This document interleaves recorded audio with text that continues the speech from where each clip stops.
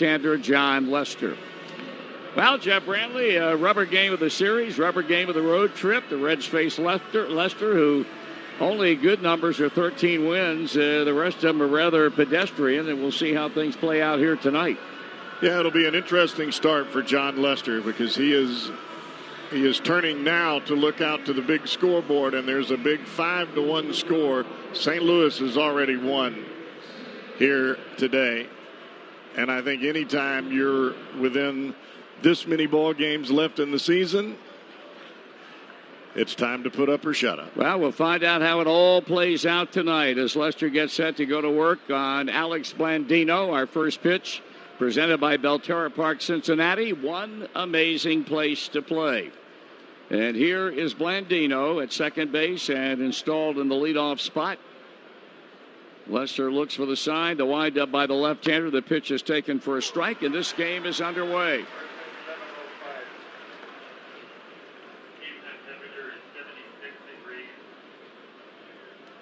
We have had 3 glorious days here in the Windy City. 76 degrees, our game time temperature tonight. Base hit into left field on the second pitch delivered by Lester. It was a soft line drive that was perfectly placed. Too far to the left of Bryant to get to, and too far to the right of shortstop Horner to track down. So Alex Blandino has led the night off with a base hit, and the batter will be first baseman Joey Votto.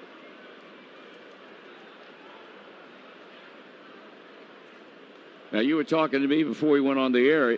Despite the numbers, and that's 191st hit he's given up in 160 and 2/3 innings of pitching, but he has pitched better here. He's pitched better here. He's pitched better against the Reds here. He's never lost to the Reds in this ballpark. But John Lester, he's no spring chicken anymore. Right. That's down away, ball one to Joey Votto. A lot of his ball game, Marty, is going to be determinant, not just on his execution on the mound, but how much room he will get off the edges of the plate with umpire Tony Randazzo. Blandino edges away from the bag at first as Lester eyes him, and now he pours it plateward, and Votto takes it inside the counts. 2 balls and no strikes. Indeed, calling balls and strikes. Tony Randazzo at first base, Corey Blazer, Jeff Nelson, the crew chief, is at second base, and Laz Diaz, the umpire, at third. Now we will see Lester tonight. He will make close pitches. You'll see a little bit of movement on the mound as if to question home plate umpire, trying to sway his decision ever so slightly. He's behind in the count to Votto. Joey swings. That's a double play ball. It'll go 4-6, and it'll go 6-3, and that baby was tailor-made. Sharply hit right at Ben Zobrist, who fielded on a hop to Nico Horner and on to Victor Caratini. Votto bangs into his 13th double play of the year. And with 2 down, here is Eugenio Suarez. Well, as you brought to my attention before we ever started this ball game, just like you do with Nick Castellanos, you want to face Suarez with nobody on base. Well, John Lester's history against Suarez is not good. Eugenio batting .360, .359 lifetime against Lester with 5 home runs. And here he is as a 2-out batter, and the pitch is taken for a strike. Trailing National League leader and Major League leader Peter Alonso of the New York Mets by 1 home run. Alonso 48, Suarez 47, foul back 0-2. I think Alonso got one today. Oh, he did? I believe so. And it's 49-47. Of course, Alonso's hitting in Colorado. Yes, he is. That's a benefit that he had. They shut him out the first night, and you thought, hey, I had this happen. Well, it was a mistake. Now the 0-2 on the way, and that one's a ball inside. 1-2 the count. And, of course, those 2 guys will be going head-to-head beginning on Friday night when the Reds, after an off day tomorrow, play the Mets over the weekend, and it'll be Castillo versus DeGrom in the opener on Friday night. That's a ball 2-2 now. And I don't care what league you're in or what's at stake. DeGrom, Castillo, that's a pretty good matchup to watch. Yes, it is. A 2-2 count with 2 out. Lester with the pitch on the way, and that's way inside and low, and the count's 3-2 now. He had him 0-2, and now he's gone 3-2. Aquino waiting on deck to bat next. Outfield deep, a bit around toward left. Suarez taps the plate with the head of the bat, feet spread wide apart in the right-hand batter's box, and that one is swung on and grounded or hit foul off the netting just short of the third base dugout occupied by the home team. So the count stays at 3-2 strikes. So 47 bombs, 101 runs batted in. He knocked in a run here last night.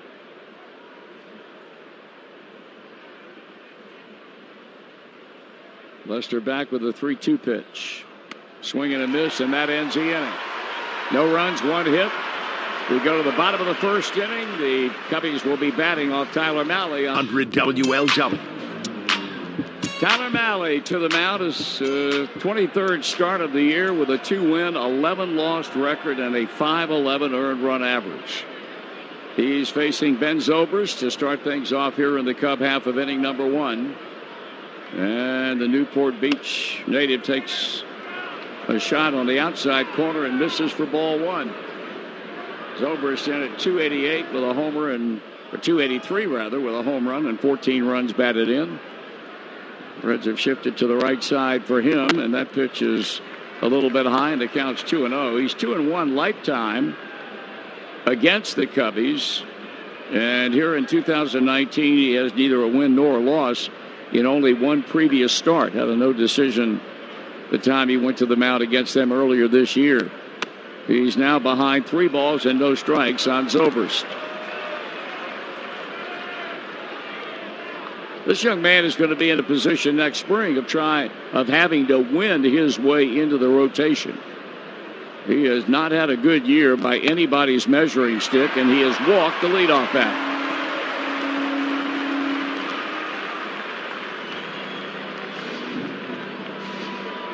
He faces Nicholas Castellanos, who has not been a factor in this series other than a meaningless 2-run double in the latter stages of the Chicago 8-2 win here on Monday night. But that does not in any way take away from the contribution he's made to this team since joining them on August 1st. The numbers speak for themselves: 15 home runs, 35 RBIs, and a .333 batting average. Zobrist is off the bag at first base, and this one is swung on and dribbled foul third base side.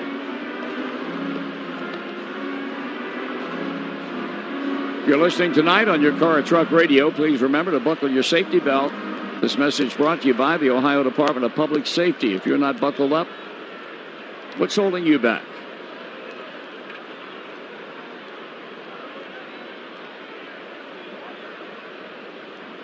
Now the 0-1 pitch to the right-handed batter, and that one is taken fastball in, and the count evens at 1 strike.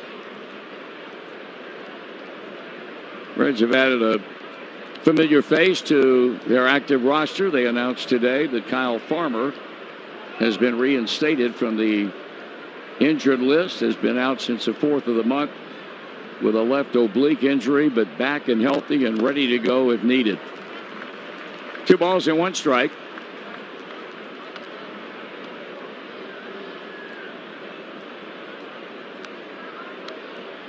Cubbies are in a precarious position here going into play tonight in terms of this wild card thing. If Milwaukee wins and they lose,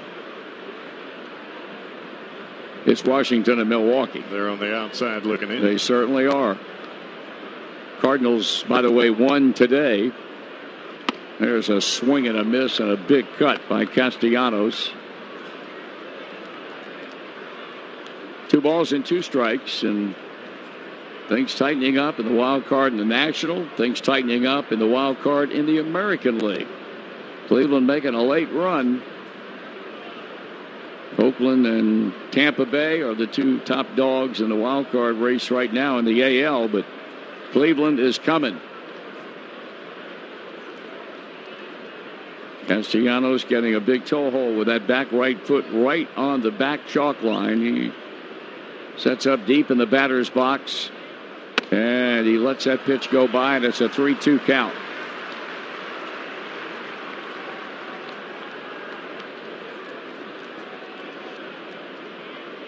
As usual, big crowd tonight, and the rooftops are fairly well populated, given the fact the weather is as nice as it is tonight. Not that it hasn't been in previous nights, but this is the warmest of the 3 nights that the Reds have spent here in Chicago for this series. Zobrist will not run, and that one is lifted into center field, and Michael Lorenzen is tracking it, and Castellanos is gone. 1 out.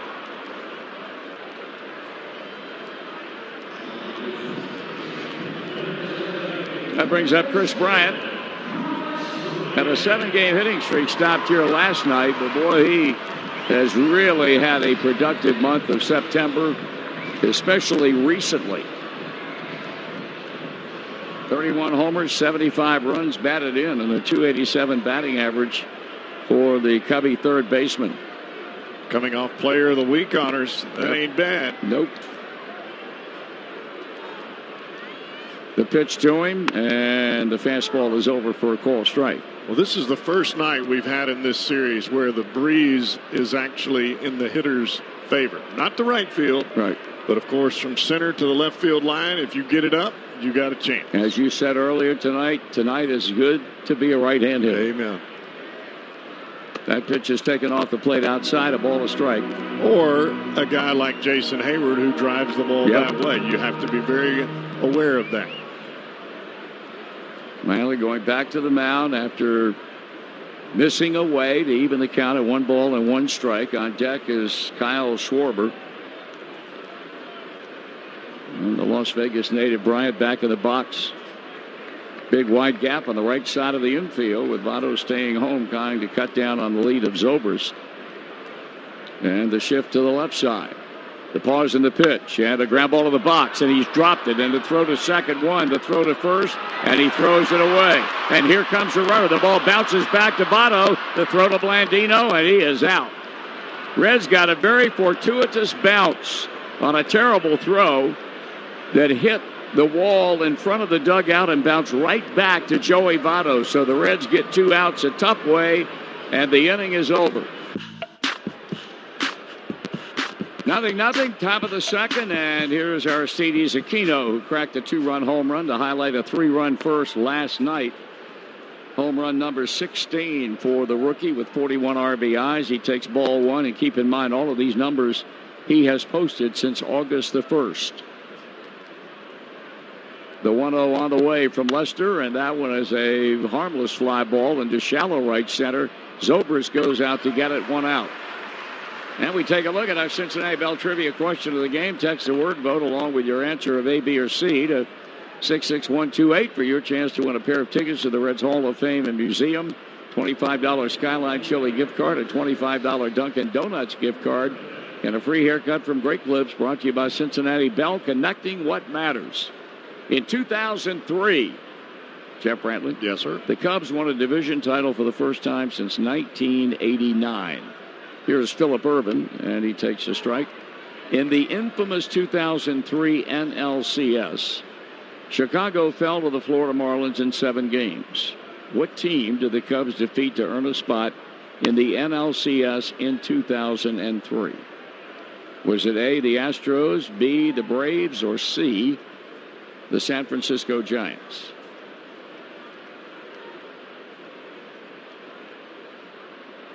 The pitch swung on, fly ball, hit to right. Hit pretty well, but not good enough. And stepping out of the warning track to haul it in is Nicholas Castellanos, 2 out.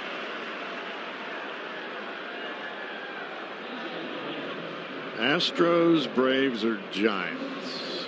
That is correct, sir. It's not the Giants. Now, you know you get back against a wall here. I do. Yeah. Braves or Astros? Correct. I'm going to say A. A would be the Houston Astros. And that is a pure guess. Foul ball out of play by Jose Iglesias. Do you know that one? I'm not sure. That's a very innocuous, vague answer. But I've learned that that's the only way to reply to you. Anything other than that, I'm going to give myself away in some manner, so I'm not saying anything. Drawing a little bit off facial expression. Line drive base hit into right center field. So Iglesias returns to the lineup after an absence of 3 games and rakes here in the top of the second for a 2-out single. It'll extend the inning for catcher Kurt Casale. It's kind of like reading that hitter. You know, you throw that slider and you look at their face and you think, I think I might throw that again. Or you decide, well, he might lean out there. I'm coming in on the next one. Yeah, well, I didn't give you anything. No, there. you didn't. You didn't flinch. Actually, I had my eyes closed, so I couldn't do it. Here's Casale.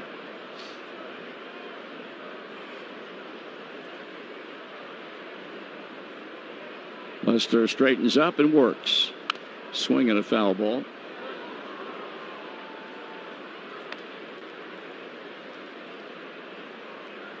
Just when you think he's going to throw you that backdoor cutter, he takes a little off of it and loops it in there, and you could see the entire body of Casale falling over the plate as he fouled it over to the third base dugout. Now, this guy's been around the block a lot. He has been with successful franchises, swinging a foul. Born in Tacoma, makes his home now and has for a lot of years in Atlanta, Georgia. And he's a big man. He's 6 feet 4 inches tall, 240 pounds, 35 years old. Has world championships in his pocket. 3 of them. Yep. And Casale's at his mercy right now with a count 2 strikes and nothing. And there's strike 3 call, and that's the inning. No runs, a hit, a man left. We go to the bottom of the second. Scoreless we are. We go to the bottom of the second. And it'll be Kyle Schwarber, who's had a big series at the expense of Reds pitching. We welcome in our good friend, and we hope yours, from the Cincinnati Enquirer. And that, of course, would be young Bobby Nightingale. Bobby? It's been a great day in Chicago. Great trip. Did you have a good day today? I did, yeah. Easy travel into the ballpark, so that was good. Here's the first pitch on the way to Schwarber, and he takes ball 1 high. We have been blessed with weather because we've been in here this time of the year. Ain't been so good. Yeah. I have a question. I saw the gift Pat Hughes gave you before the game. Yes.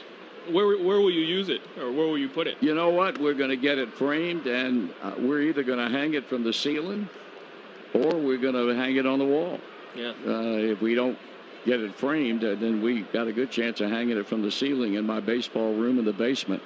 It was such a very thoughtful gift by the Cubs and by Pat Hughes because it's one of the authentic numbers embossed on metal that they have used for these many years on the scoreboard here at Wrigley Field, and it was number 46, obviously standing for the number of years I've been doing this job. So I think it's unique, and I can't express my thanks enough to these folks for being so thoughtful.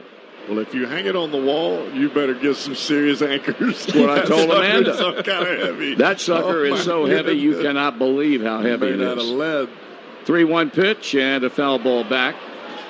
So now, Raisel Iglesias, a 30-second save last night. Lately, he's been coming in the 9th inning only. You talked to David Bell about his role next year. Yeah, I mean, it sounds like it's going to be what he's being used as of right now. I mean, it won't go back to, the beginning of the year.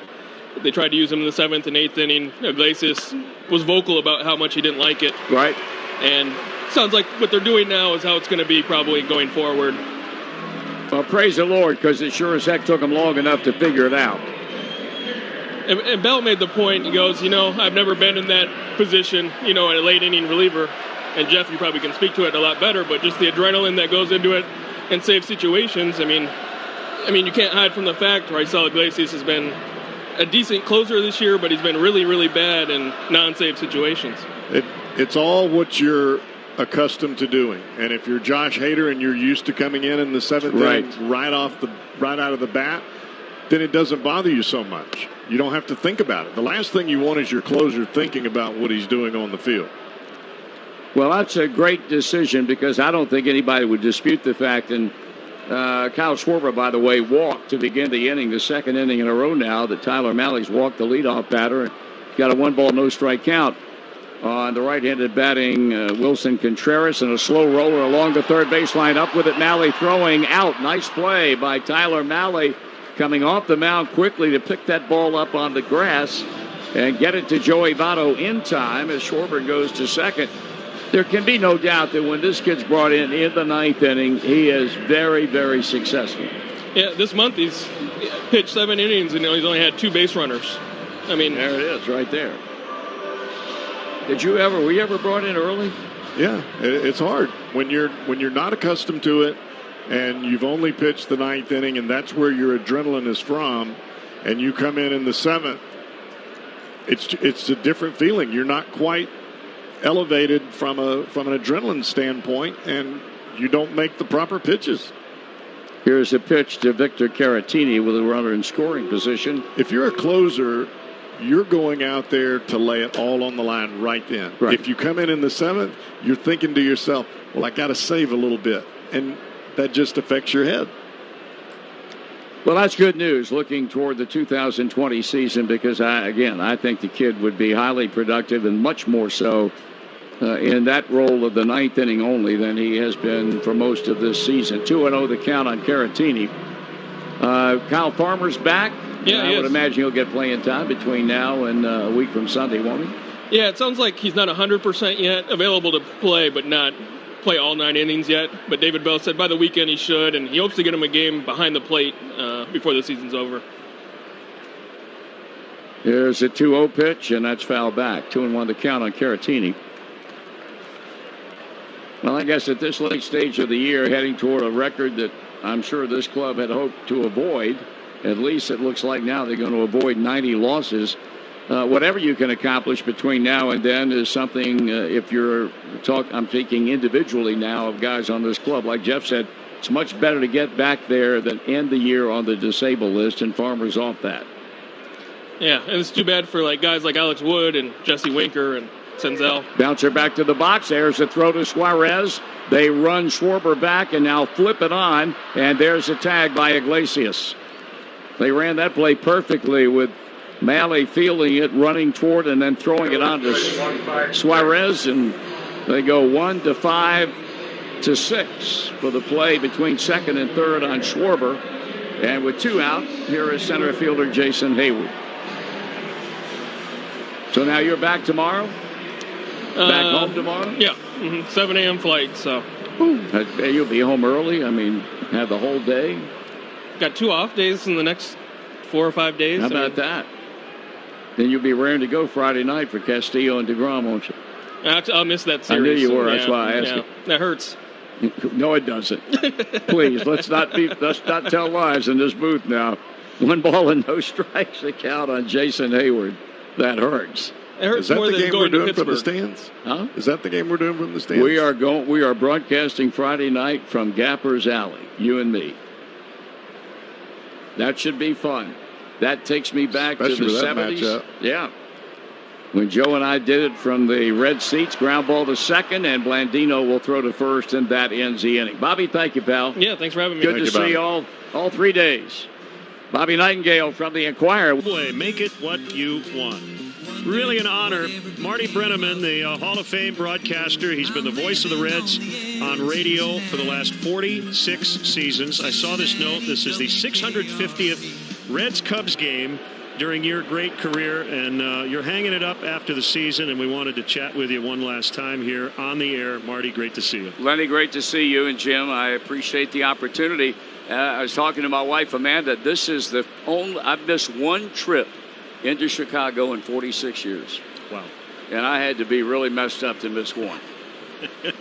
Michael Lorenzen leading it off. So you replaced Al Michaels, and we chatted earlier this year about this.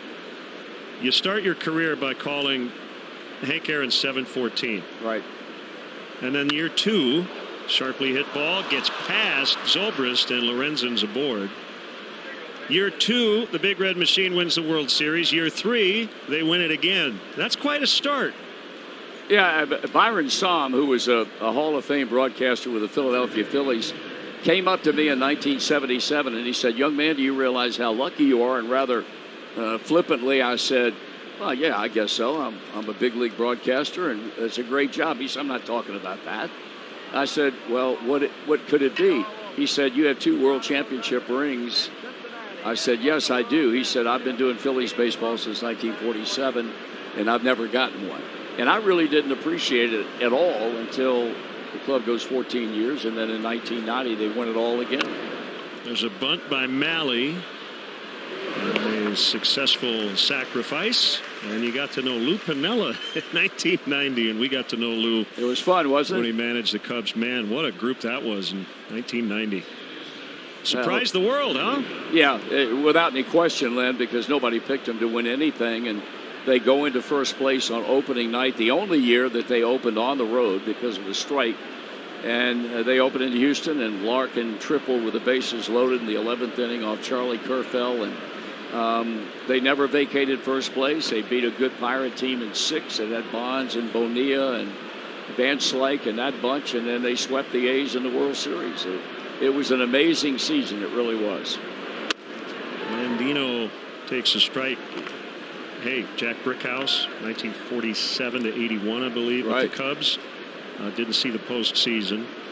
Harry Carey for so many years from this very booth. So, yeah, you get those years and those moments. You cherish them. You really do. You guys had the pleasure. That would be an out. Wow. Third, 2 down.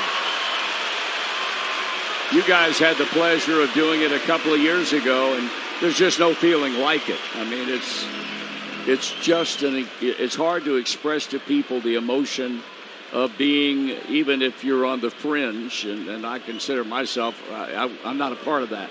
Jimmy's been a part of it, of being a part of a world championship team and getting a ring. I mean, there's nothing like that. There's nothing like it.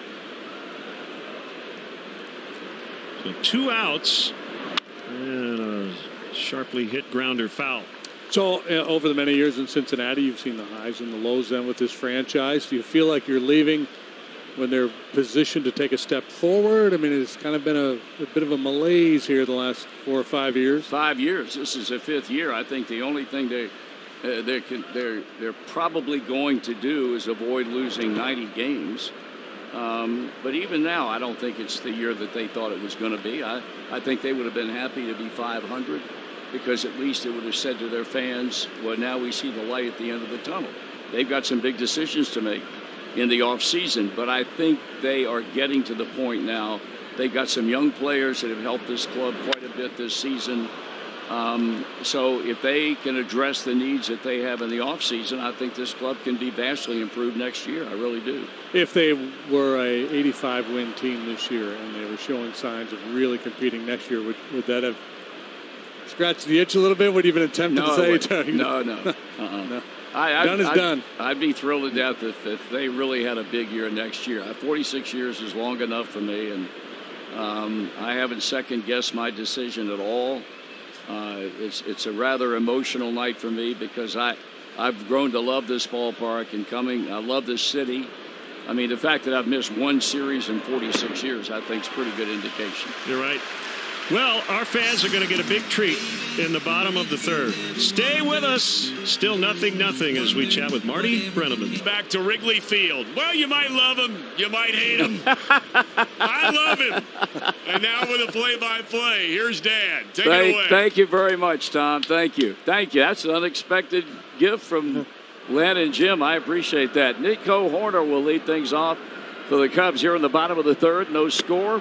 And the rookie takes the first pitch on the outside corner for a called strike.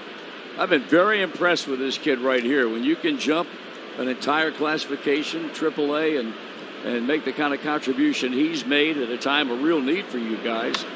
And he's jammed with this pitch behind the count 0-2. Yeah, he's been really impressive from day one. I talked to Brian Butterfield when Nico first showed up in San Diego, and I said, how's the kid look? Did you look him in the eyes? You got that deer in the headlights look about him? He said, no, he's ready. He's ready to play. He's a mature kid. He's going to be just fine.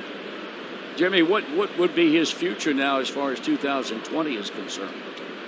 Second base, I think. I mean, this is a very short sample, what we've seen from him so far, and he hasn't played a lot of minor league baseball. So, I don't want to get too far ahead of ourselves here, but He will come into spring training next year, certainly with an opportunity to claim everyday status at second base, I would think.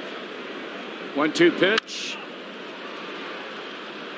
And Blandino's throw, and that's out number 1 here in the Cub third. Well, you guys are in a position tonight where you almost have to win. Yeah, every game's a must game. It's one of the great things about baseball, as you know, we talk so much about the marathon, and then you get into these final weeks of the season. It's a flat-out sprint to the finish line. You want to make sure you play clean, competitive baseball. If you lose because you got outplayed by your opponent. You don't want to have to look back and think, man, we kicked the ball around, we made stupid decisions on the bases, we lost a critical game, or game we felt like we should have won, because of this, that, or the other. Here's John Lester, pitcher against pitcher in the third. Lester can swing the bat. He's down to strike with the leadoff batter, Ben Zobrist, due up next. 0-0 ball game on a beautiful, beautiful night for baseball. I cannot remember coming into this town in the month of September and having 3 days like we've had for this series. The weather's been really great almost all year. We've been pretty lucky. Last year, not so much. We had 7 or 8 rainouts and snowouts early, but 2019's been good to us. Boy, it's been great. 2 strikes to nothing as Malley tries to make quick work of John Lester, and that pitch is strike 3 called. And Malley has his first punch out of the night. We'll go to work now on Ben Zobrist. See, Marty, I normally score on an iPad with a smart penciling, but since you were here tonight, I'm going old school, going with paper and pen. I'm turning back time here, going old school. Is it hard to make the adjustment? I can't even read my own writing, man. Hey, don't let him fool you. Marty texts like a teenager. He's all over his. Jim is? No, you. I'll do a little bit. First pitch is in for a call strike to Zobrist, who walked to begin the Cub first inning. I'll tell you one thing. We talk about you guys in between now and a week from Sunday, and the kind of schedule you're looking at, beginning tomorrow night here with the Cardinals, and then finish the season in St. Louis. Yeah, they got the schedule right this year. Yeah, correct. Fun. It's all in no matter how you look at it, isn't it? Yeah, you don't want to be playing an interleague series the final week of the season with so much on the line. It is going to create some exciting baseball, without any question.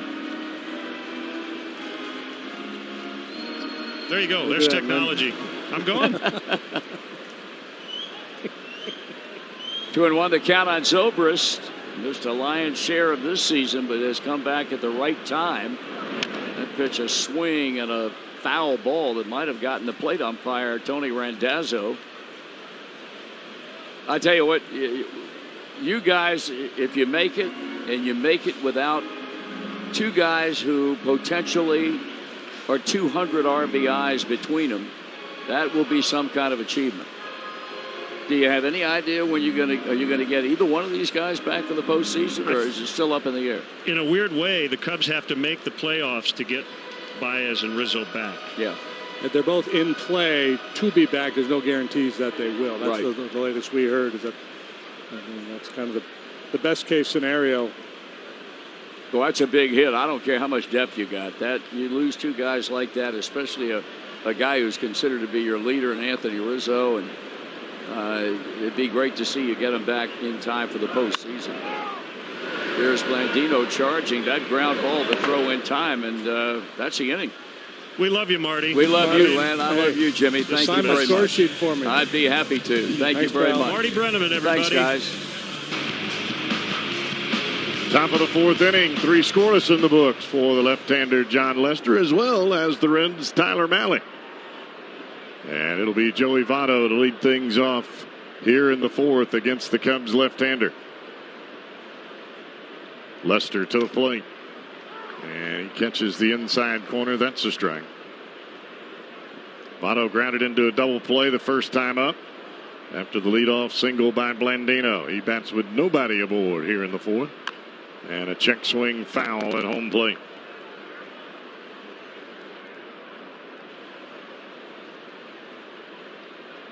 Lester using the inside part of the plate here to Votto. Starting that cut fastball just a bit off the inside corner and then bringing it right back to the inside edge. And the 0-2 pitch. And that one ripped sharply right to the shortstop. Horner, the throw in time to get Votto one down. The game's 15th out is brought to you by Geico. Saving you money on car insurance has been Geico's home run for over 75 years. Get a quote today with a proud partner of Major League Baseball at Geico.com. Geico, so easy, a caveman can do it. Eugenio Suarez, a strikeout victim his first time up, and he will come to the plate for the second time here tonight with nobody aboard. And as we mentioned in his first at bat, this is how you want to face Suarez. Anybody that comes to the plate with 47 bombs on the year, you're hoping when he comes to the plate, nobody's even close to being on board. 1-0 from Lester. Swing and a miss. Changeup down and away, and Suarez fishes for it.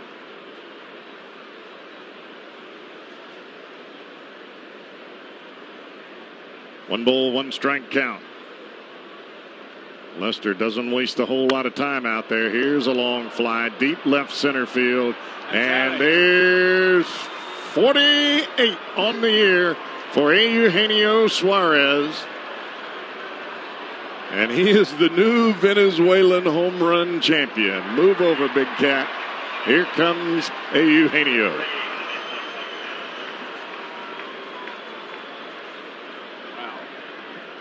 Well, we talked about how well Suarez has hit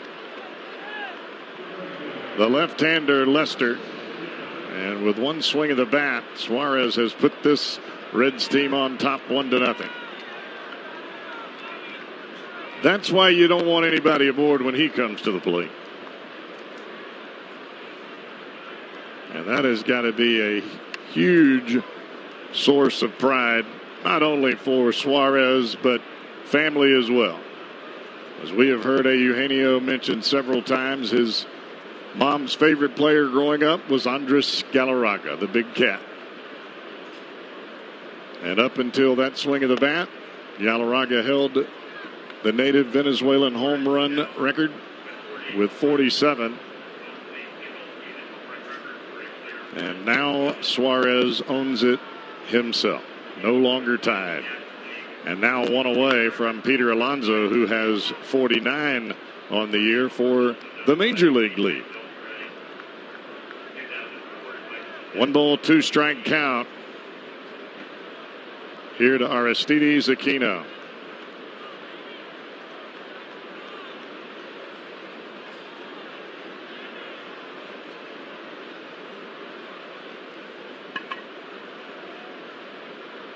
Lester turns it loose, and he bounces that one off the outside corner. Tried to cut it back to the plate and held on to it just a bit too long.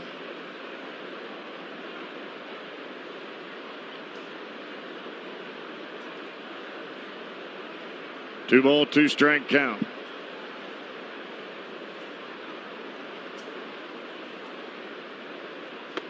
Check swing and a miss, and Aquino down on strikes. 2 down.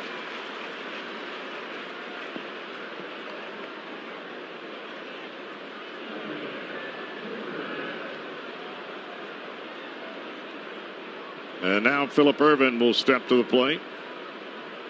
Ervin flied to right in his first at bat.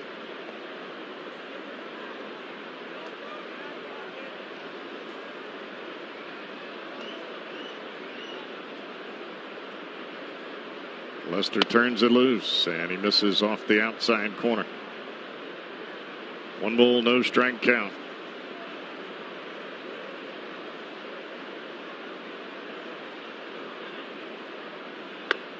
And Ervin will take that one. A breaking ball caught the outside corner.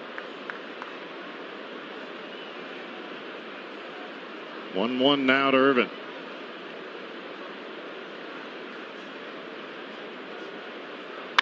Hammered into left field. That's a base hit.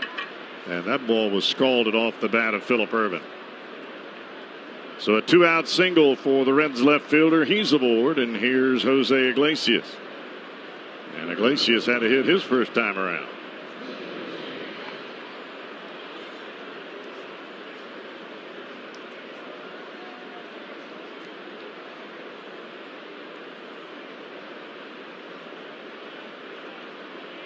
Lester now pitching out of the stretch with Irvin at first base. Irvin not really a threat to run, even though he does have 4 stolen bases on the year.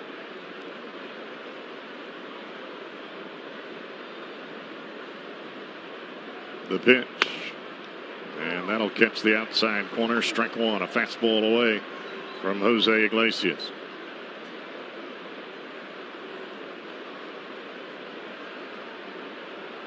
Contreras has already thrown out 1 Reds base runner tonight, trying to steal third. That was Michael Lorenzen. And a ground ball up the middle. Quickly to it. Zobrist at second. The throw on to first in time. And the side retired, but not before Eugenio Suarez puts his 48th home run right out of left center field to make it a 1-0 Reds lead here on the Cincinnati Bell Reds Radio Network. Get a sense. Thoughtful, compassionate, then brutally honest. Scott Slow, tomorrow morning at 9 on 700 WLW.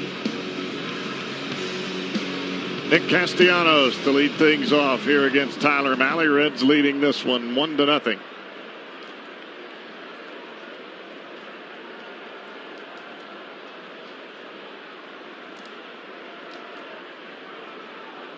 I would imagine that Eugenio Suarez will have a smile on his face for some time. Of course, if the Reds can pull out a win tonight, it'll make the smile even brighter.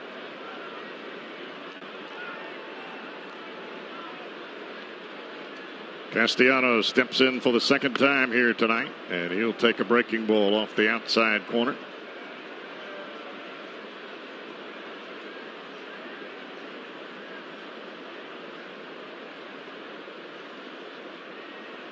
Reds trying to keep this Cubs power bat quiet.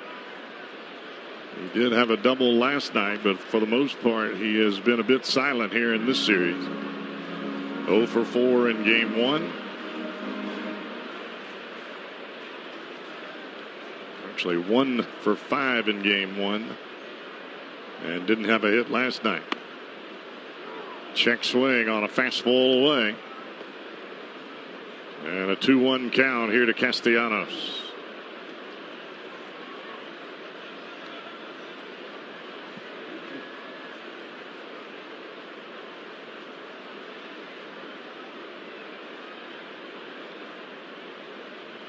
Casale sets on the outside corner. The pitch to the plate, found to the right side, out of play.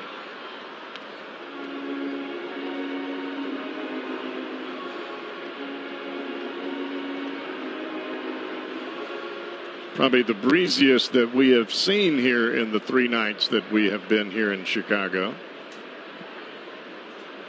But the prevailing winds the first 2 nights were coming in. Tonight, out of left. 2-ball, 2-strike count from Mahle. Ripped, and that's into left center field. That's a base hit. Castellanos quickly around first. He's heading for second, and that's a bad decision. Oh, my goodness, they just called him safe.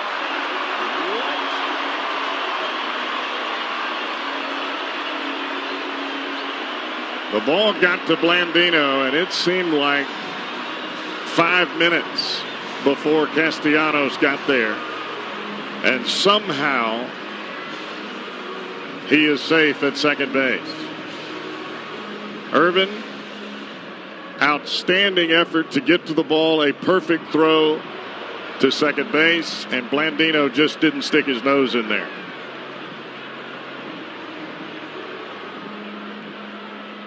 And I guess the Reds are going to challenge this, but I'm not sure what Alex Blandino was doing there.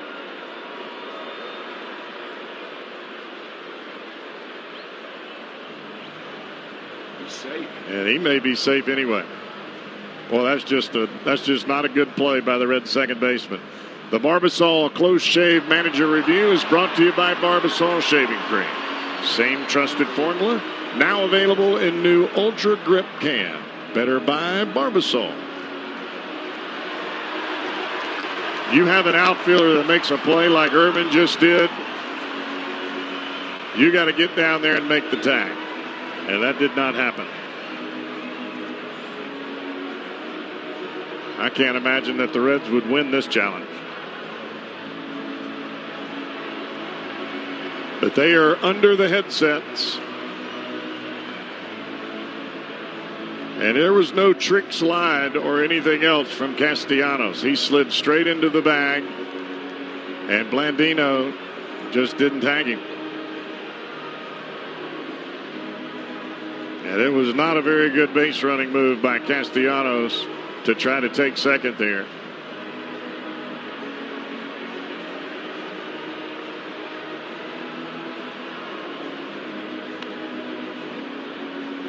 Umpire standing along the third base line, continuing to look at it. But I thought Irvin did a phenomenal job to get to the ball, and he made a perfect throw. He had Castellanos thrown out by 10 feet, and he's called safe.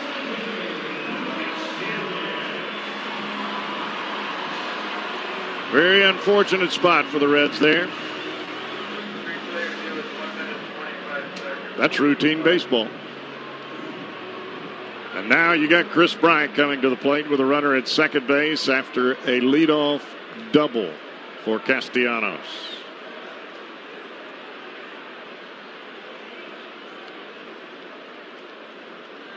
Malley will check Castellanos. The pitch to the plate, swing and a miss. A high changeup, and Bryant way out in front. When Castellanos came up off that bag, he was pumping his fist, trying to fire his dugout up.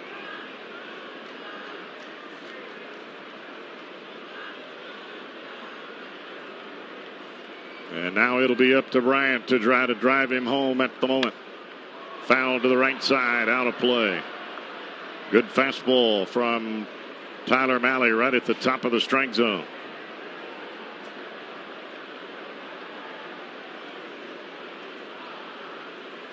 No ball, 2-strike count.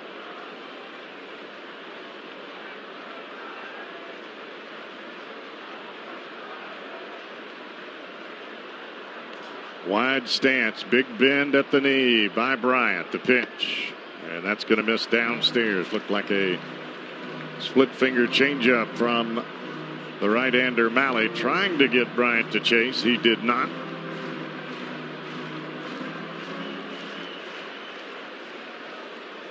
1-0 Reds. They took the lead in the top of this inning on a home run, the 48th of the year by Eugenio Suarez. The pitch, fouled back behind home plate.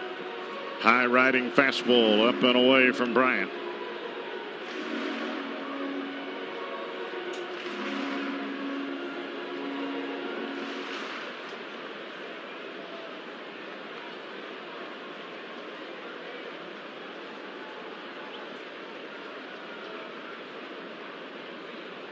Reds really kept Bryant quiet last night. Most of that done by the right-hander Sonny Gray.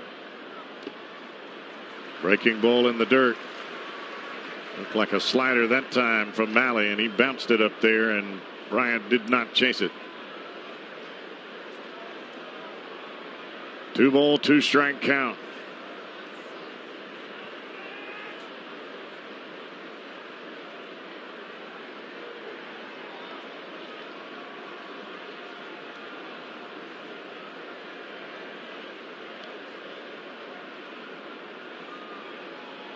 Malley turns it loose, and a breaking ball in the dirt. It's going to go all the way to the backstop. That went right through the legs of Casale, and it's going to be charged a wild pitch on Malley.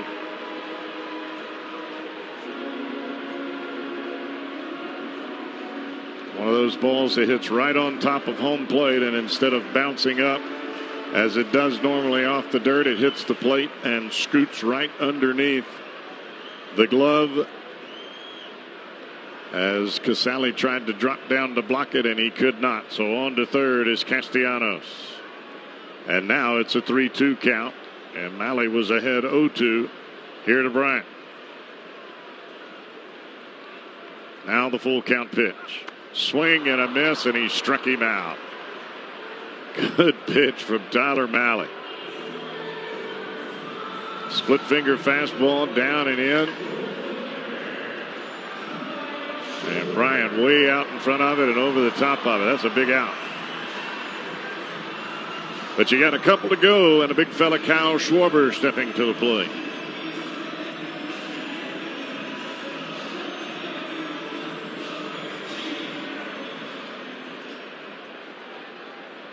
Schwarber was responsible for both runs in last night's game. He had a couple of doubles. And both times driving home Castellanos. High fly ball into right field. Aquino coming on. He's going to uncork it to the plate, and it's a wild throw off to the third base side. And we're tied at 1.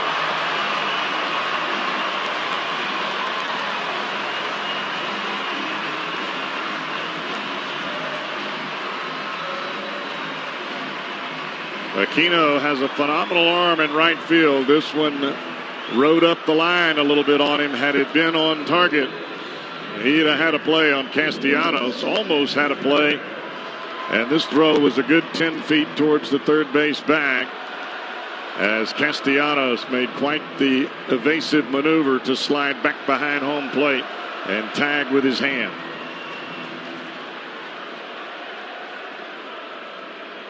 Here's Wilson Contreras.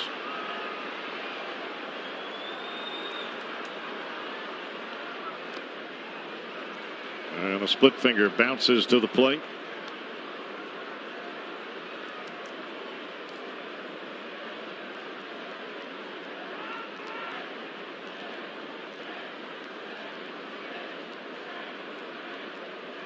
The 1-0 from Malley. And just off the outside corner. He cuts that one just off the edge. And now a 2-0 count here to Contreras.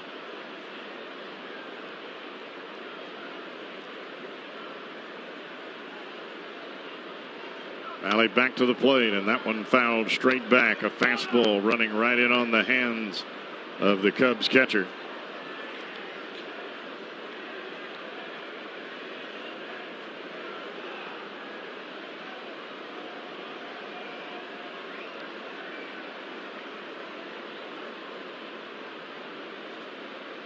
Two balls and a strike here to Contreras. And now Contreras calls timeout. He'll step out of the batter's box. Malley had a long look in to Casale for the sign, and now here he comes. Ground ball left side, Suarez. He's got it. He will throw on Dovato, and the inning is over. The Cubs score a run that they probably should not have at the moment, but they have tied the game at 1. This reminder, Split the Pot tickets are available online now for this series against the Cubs. Support the Reds Community Fund, and you could be a winner. Purchase your Split the Pot ticket now at Reds5050.com. The winner will be drawn at the conclusion of tonight's game. We're in the top of the 5th inning in a 1-1 game, and Kurt Casale, who struck out his first time up, takes the first fastball away from left-hander John Lester. Ball 1. That one is in for a call strike. Lester has given the Reds a hit in each of the first 4 innings. The only run coming on the home run by Suarez in the 4th. But the Cubs came right back and tied it up. And now the 1-1 pitch on the way, and that one's outside, ball 2.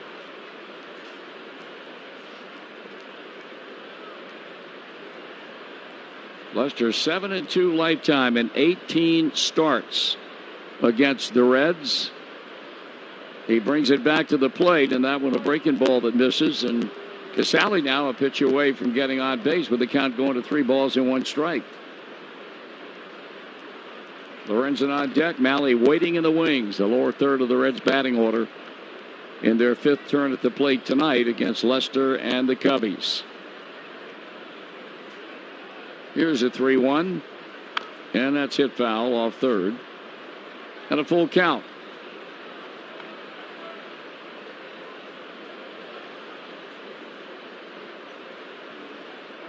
Lester will not often walk people.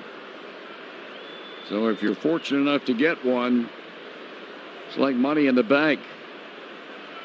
He's ready now with a payoff pitch to Casale, and he walked him. Missed badly down and in.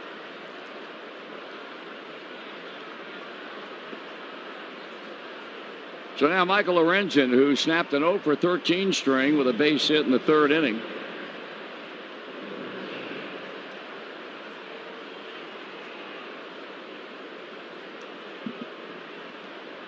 Went to the mound last night, not in the lineup to play center, which he had been in 4 games in a row.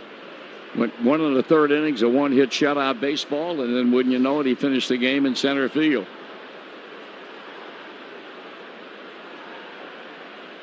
Trying to move Casale around on a swing and a miss on a pitch upstairs.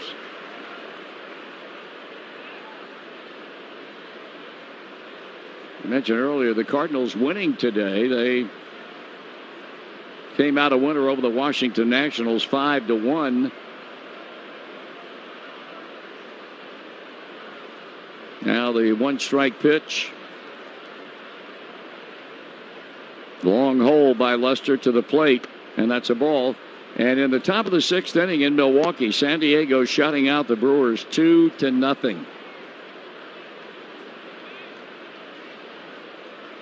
In the American League, the Indians are at home, and they have played 7 innings, and they are 1-1 with the Detroit Tigers. Tampa Bay trailing in the third out at Dodger Stadium 3-1. The pitch, and that's foul back.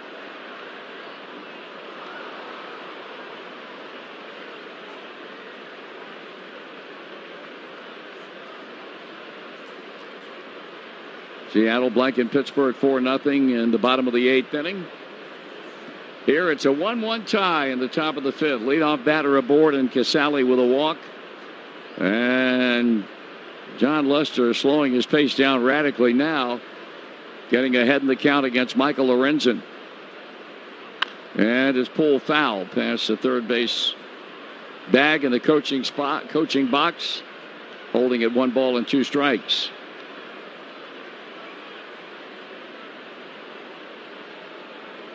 Lester is no dummy. He pitches to the situation. He fell behind Casale, didn't want to give him a cookie. And in Lester's mind, he's got 2 pitchers coming to the plate in back-to-back fashion. Even though Lorenzen is starting in center field, in Lester's mind, that's a pitcher at the plate. Mm-hmm. Swing and a miss. Got him with a breaking ball on the inner part of the plate. So Lester rings up strikeout number 5, and now it'll be Tyler Mahle who got a bunt down for a sacrifice back in the third.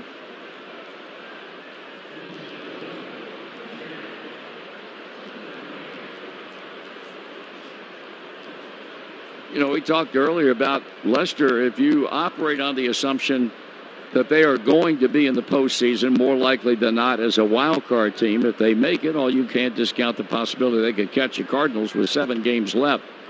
But if you are a wild card, now you got a 1-game play-in. Who you pitch in that game? Darvish on the road, Kyle Hendricks if you're here. Neither one of the big lefties get the ball for me.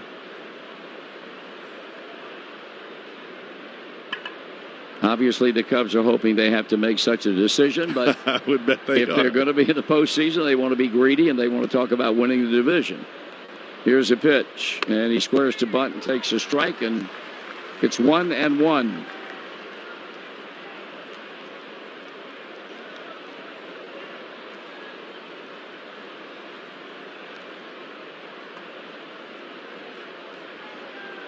Mahle back in the box with leadoff batter Alex Blandino waiting in the on-deck circle.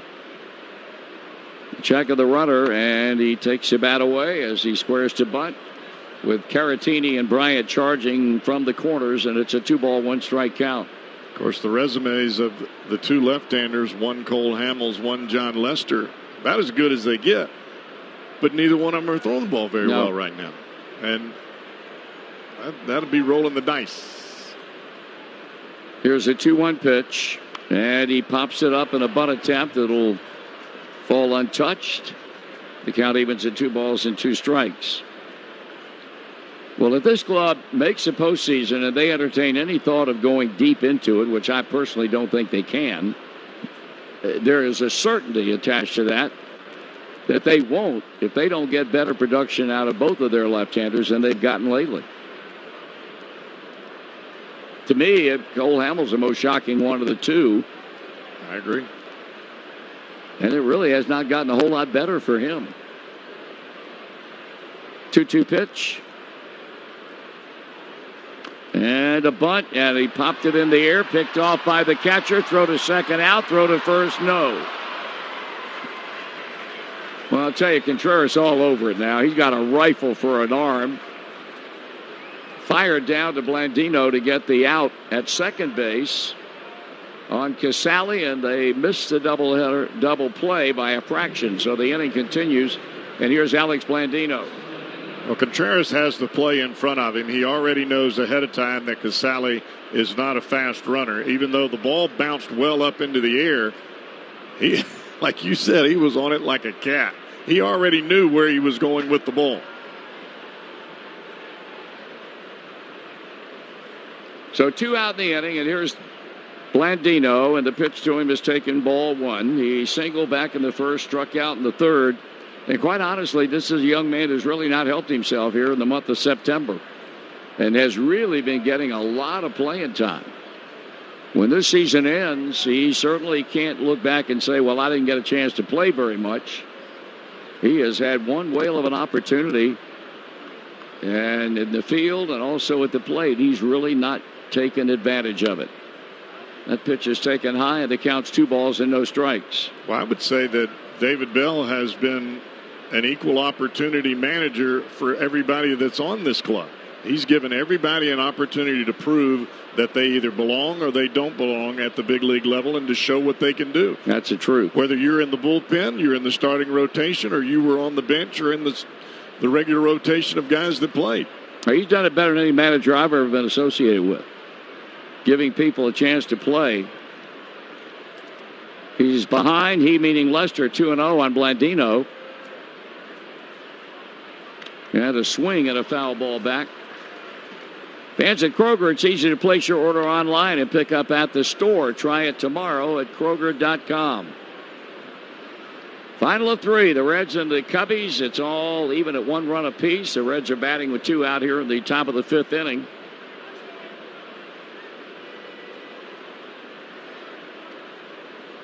Not much of a lead, obviously, over at first base by Tyler Mahle. The pause in the pitch. And a call strike, and it's 2-2. 2 balls and 2 strikes.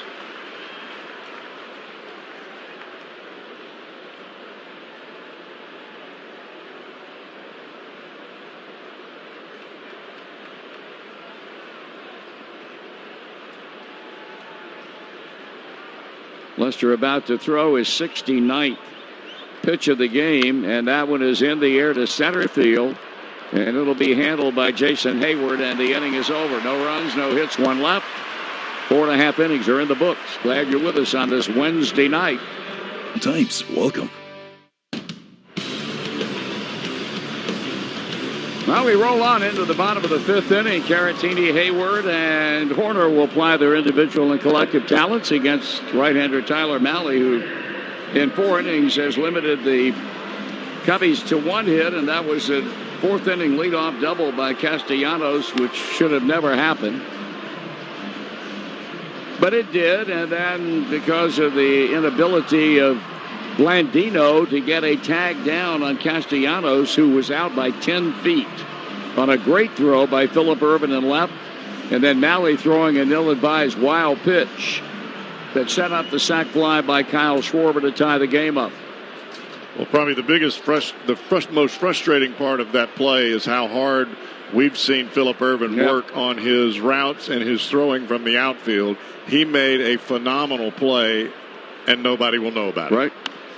A jam job here. Mahle versus Caratini. He fouls the first pitch off.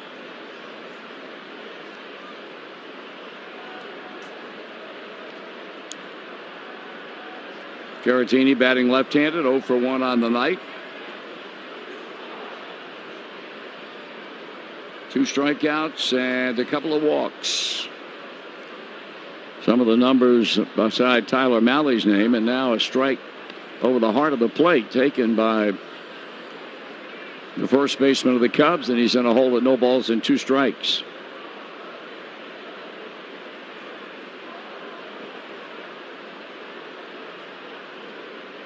That's a ball in the dirt. I mentioned a nice gift of the scoreboard number off the iconic scoreboard here in Chicago, presented to me by Pat Hughes. And my thanks to Michael Burkhardt and his staff, Gary and Brian, and the youngsters down in the Cubs visiting clubhouse for a very nice bottle of Dom Perignon champagne. Doesn't get a whole lot better than that, does it? That's good in a paper cup, buddy. You made that point earlier tonight. They ought to do it. Of course, they don't do commercials, but if they did, that would be a great commercial. It's good in a paper cup. Yeah. The folks at this ballpark are just down-to-earth and nice folks. Here's a pitch, and that's in the dirt and kicks away from Casale, and I'm talking about the ushers and the people that we cross paths with here on the press level, completely apart from the business that we are in, and we both have been in for quite some time, and it's all a part of this huge fraternity of baseball people that, for the most part, are just great folks. 3-2 the count now on Caratini. You don't want to walk this guy. You got to make him put the ball in play or strike him out. You can't walk him. We've already seen Mahle walk the leadoff batter twice. In fact, 3 of the first 4 innings, they've had their leadoff batter aboard, and of course, the one of the 4th inning ends up scoring the tie-in run. Time called as Mahle was in the process of getting the side from Kurt Casale. Caratini stepped out. He gets back in. Now the 3-2 on the way. And a fly ball headed to left, and Irvin will grab that one. 1 out.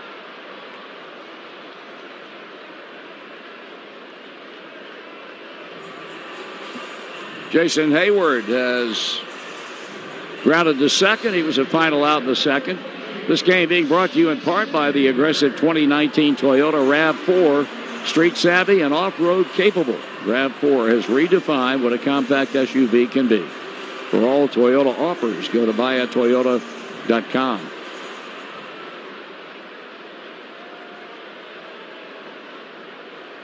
.21 home runs from this .257 batter, and he takes a strike.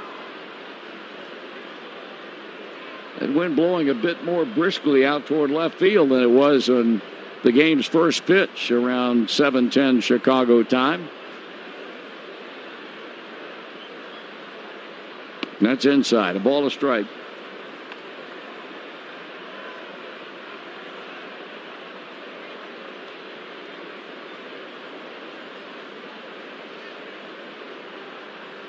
Now both feet planted firmly on the pitching rubber. And he lets it fly, and that's taken for a ball. 2-1. He joined us late. Eugenio Suarez has hit his 48th home run to become the all-time home run king of the country of Venezuela. He had been tied with Andres Galarraga. Ground ball to the right side. Votto backhands, and now will shovel it on to Mahle, and they're 2 out. But still, he's a home run behind Peter Alonso, who homered today in Denver.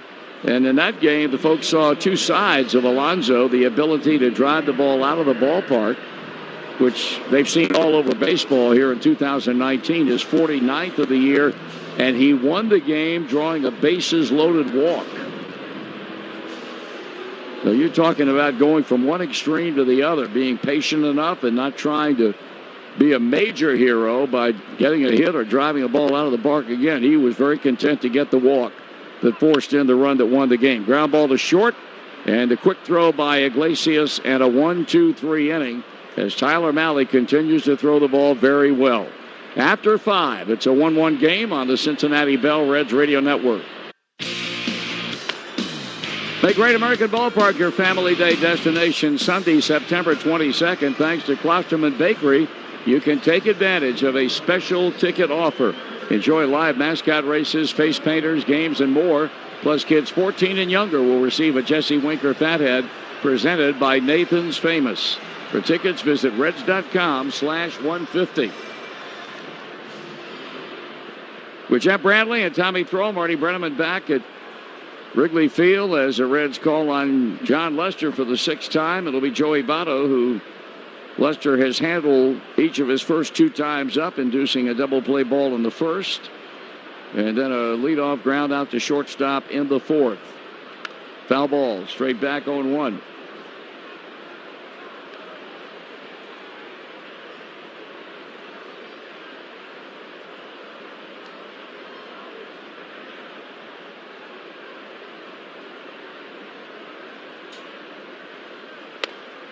Inside, a ball, a strike. This was a night that you thought the ball might be flying a bit. It's a 1-1 ball game here in the 6th. This will be, of course, my final flight home after a last road trip that I work, and I find out on the hours away from that plane ride about the haul that Jim Day takes off the plane after every road game, which really is staggering. I mean, you know, we fly Delta Charter. You have food. You have all kinds of candy and sushi and kind bars and everything imaginable. And he pulls out this recyclable Kroger bag, and he fills it up on his way off the plane. There's ball 4, so a leadoff walk to Votto, and I never knew that until today. And Tom Brennaman was the one that revealed it, and I find it interesting that most guys will take a little something off the plane because they have all of that there, and it's been paid for anyway. But, I mean, there is a line beyond which you do not go, and Jim has no problem with that.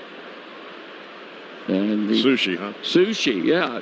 Tom said most of the time it's California roll, but sometimes he spots a salmon roll in there or something like that. And now you're fighting against the clock because you got to get home and put that stuff. Get that out of your absolutely. bag. You don't want that to go bad before you eat it. And most assuredly, he will eat it. Pitch is taken for a strike by Suarez. You know, when you said that this was your last flight on the charter back home, I thought you were going to say you were going to break out that Dom Perignon back there. Well, I ain't breaking that out. Because I got a paper cup. Once again, we're talking about lines beyond which you do not cross. And that's a personal line I ain't crossing. I appreciate the point, though. I'll figure out something else to drink on the way home. 1 ball and 1 strike, the count on Suarez, who had a home run deep into the bleachers in left center his last time up. And now a line drive base hit over a leaping Nico Horner at shortstop. And here come the Reds. Their walk and a base hit is how this 6th inning gets underway. And here is Aristides Aquino. That pitch looked like it fooled Suarez momentarily, but he was still able to get his hands out there and get the barrel of the bat to the baseball. The body came forward, but he sure kept those hands back. Well, he's had 2 hits tonight. He continues to swing the bat well in this final month of the season. This young man, unfortunately, we can't say the same over the last 2.5 weeks, maybe even more than that. He came up on August 1 and set the world of Major League Baseball on its ear. So much so that through the first 30 days, he was voted not only the Rookie of the Month, but the National League Player of the Month. And I mean, when August turned into September, the wheels have fallen off. Only a couple of hits. That was an awfully awkward meeting by Wilson Contreras and pitcher John Lester. And John Lester is not happy right now. He is madder than a wet hornet. Well, this is going to count as 2 trips to the mound because the catcher went all the way back to home plate. He turns around and comes back, and no sooner does he get there. Taking him out of the game. And John Lester is being taken out of the game without any question. And I would imagine that he is not a little bit happy. This is almost an overreaction, if you will, from 12 noon on 700 WLW. Cubs have made a call to the bullpen. Tri-State 811 Partners in Safety want you to know what's below. Contact 811 before you dig. And that call goes to David Phelps, much to the chagrin of one left-hander, John Lester. Boy, he was hotter than a match. And again, I mean, there are a lot of ways you can look at it, given the nature of the time of year and where the Cubs are. And a loss and a Milwaukee win would put them on the outside looking in, at least for one day. And the other side is that Joe Madden might have overreacted. We'll see. First pitch missing to Aquino, who's popped up and struck out.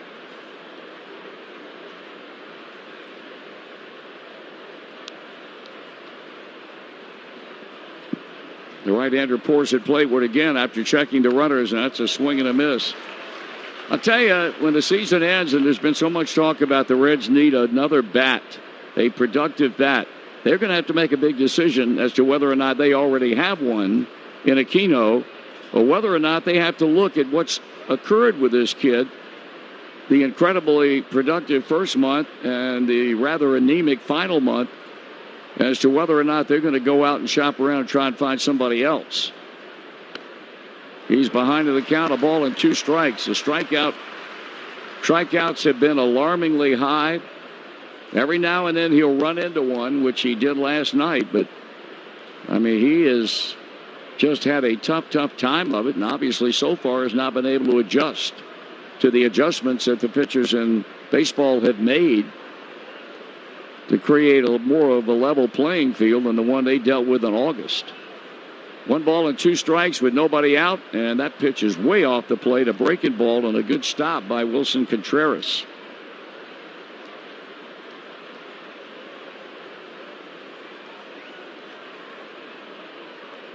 You have success, the league will adjust. Yeah.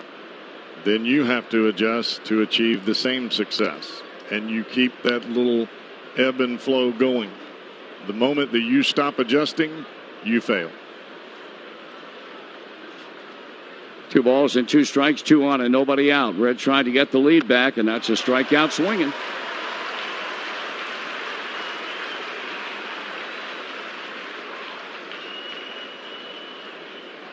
You'd like to think they could find a day off every now and then for this kid just to allow him to take a big, deep breath, but this club is so short on outfielders right now that they really don't have a whole lot of wiggle room.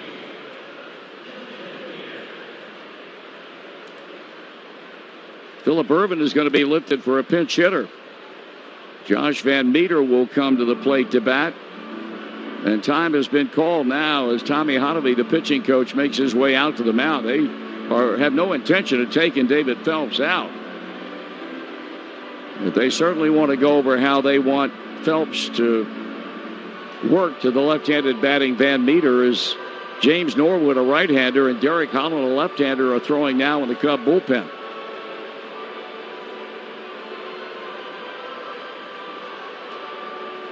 Heading out to the mound is Tony Randazzo, the plate umpire.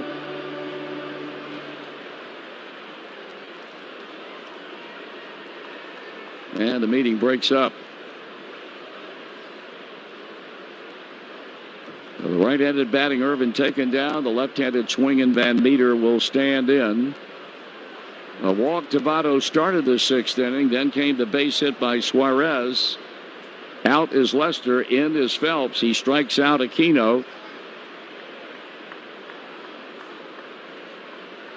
And now we'll go to work on the .242 batting Van Meter. 8 homers, a couple of them on this road trip.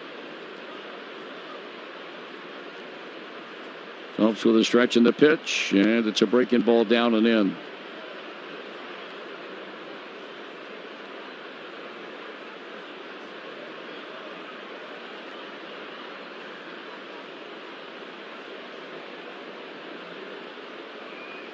Van Meter, no doubt, will remain in the game.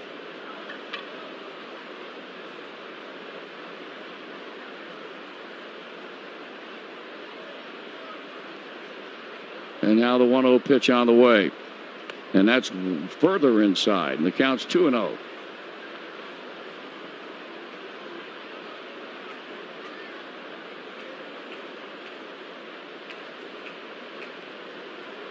Well, this game is being managed tonight by Joe Madden as though it was a playoff game. Yep. And that's kind of what you're looking at if you're a Cub. You know, I visited in the third with their TV crew of Len Casper and Jimmy Deshays, and they are really pumped about playing the Cardinals 7 times over 2 consecutive weekends. There's a strike. As Jim Deshays said, and of course Jim, a former big league pitcher of note, this is what you want. This is exactly how you want it. You don't want to have to be playing interleague baseball when your postseason is hanging in the balance. You go head-to-head with a team. He said in our case it'll be the Cardinals, and if they win the majority of the ball game, we don't have to look back and say, well, we needed help from somebody else. You're going to do it or not. It's a 3-1 count. And that would begin tomorrow. Yes, exactly it will.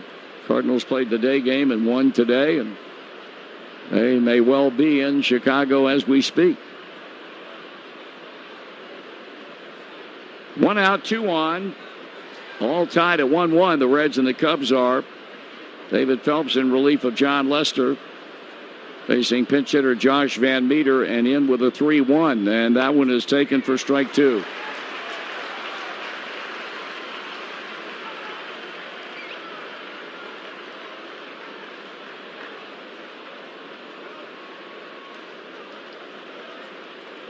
Three balls and 2 strikes.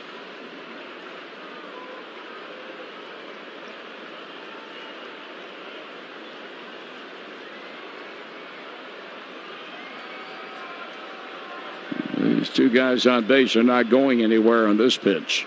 Here it comes, and he fouls it straight back. Big swing. First time that Van Meter has offered it. The array of pitchers that David Phelps has thrown up there, and fouls it back to keep it at 3 balls and 2 strikes.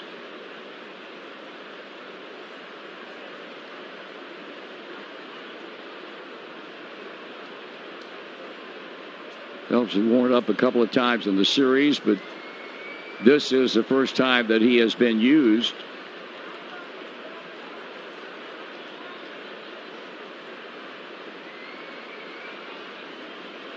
Back he comes, and it's a swing and another foul ball.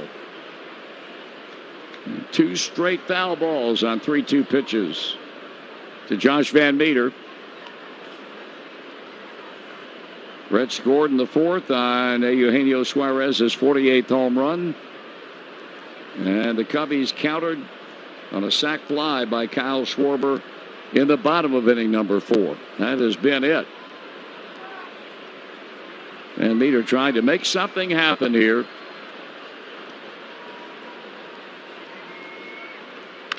Ground ball fair behind the bag. Caratini steps on first, throws to second, and got him. That goes down as a double play. And the Reds fail to take advantage of a situation as Van Meter pinch hits and bounces into a double play. The throw to the Tony Campbell come off the bench and pinch hit for David Phelps, who came on in relief of a somewhat disgruntled John Lester to get the job done. So Lester will get a no decision out of this one, and now Kemp bats for Phelps. Speedy left-hand batter, and he takes it high, ball 1.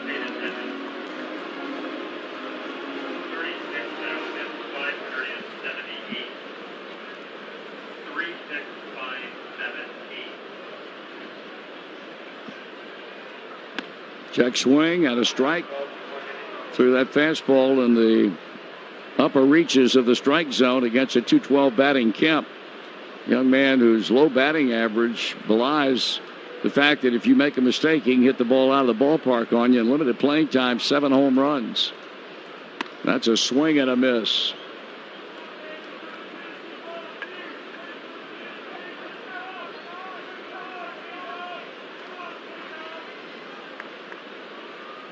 After Kemp, it'll be Zobrist, and after Zobrist, it'll be Castellanos.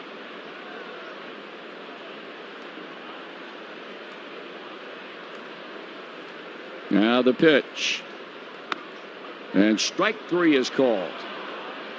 He makes quick work of Tony Kemp to register his third strikeout. And now Zobers, to his walked and bounced out.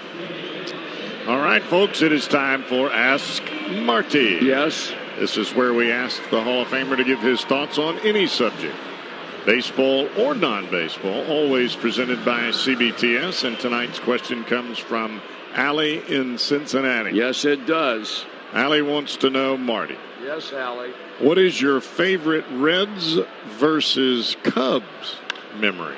High fly ball into center, somewhat shallow, and Lorenzen is right there to make the play for out number 2. It would no doubt be the night that Adam Dunn hit that home run that seemed to hit a house on the other side of the wall in right field, and then about 50 baseballs came out of the stands, and I lost my mind here and said some things about yes, you did. These overly sensitive Cub fans who can't take a joke. And next time we came in, I had to have security. I'd still love to know one day from one of those police officers exactly what kind of threats they got. They never tell you. They just say, we take every threat seriously. Well, thank you for that. 2 outs in the inning, and here's Castellanos, and he takes the ball. You remember that night, don't you? I do. There were a lot of baseballs that came on the field. And I remember moving to my left as you were talking. I think my line was, the one that really ticked him off was that this is the reason why people outside the city of Chicago are unified in hoping that they never win the World Series. That did not set well with these folks. Here's a pitch. Line drive. Caught. Blandino timed it perfectly and picked it off. And what an easy inning for Tyler Mahle. On a minimum number of pitches, he's only thrown 74 pitches. Road game. The broadcast career of Marty Brennaman, and Wrigley Field really a fitting backdrop. This last game here is comparable to the last game in San Francisco. And that has a lot to do with the people, over and above all the other parks that I think I've gone to, especially the people that work as ushers and people like that that I've come to know over the years. And so it's tough for me to be in this ballpark and know that I'm not going to broadcast another baseball game here. Well, we all knew it was coming, and it is here, and it's going to be a sad week and a half for those that know nothing but Marty Brennaman is the voice of the Cincinnati Reds. But I think collectively, as friends and as your father, Tom, everyone's happy that he's going out on the top of his game. Yep. And he's going out in his own way, and he has his health, and he's got a lot of things he wants to do in retirement. And we're happy for that. Amen. Amen.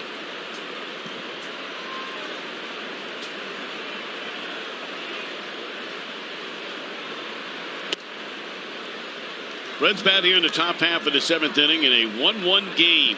Pedro Strop, veteran right-hander, had a rough year, but he's getting better as the season goes on. He's not allowed a run in September. And really, that's been a story of this Cub bullpen. I mean, here in September, after ups and downs during the course of the year, a lot of guys hurt. Their closers hurt, Kimbrel, but they've been at their best here in September. And a base hit into center field off the bat of Iglesias, his first game back in the lineup, and it's a 2-hit night. Another leadoff base runner for the Reds. They've done it now 5 out of 7 innings, and really the only offense they've had so far is a solo shot by Suarez. Yeah, and in all 5 of those innings, they have not gotten the runner even to third base.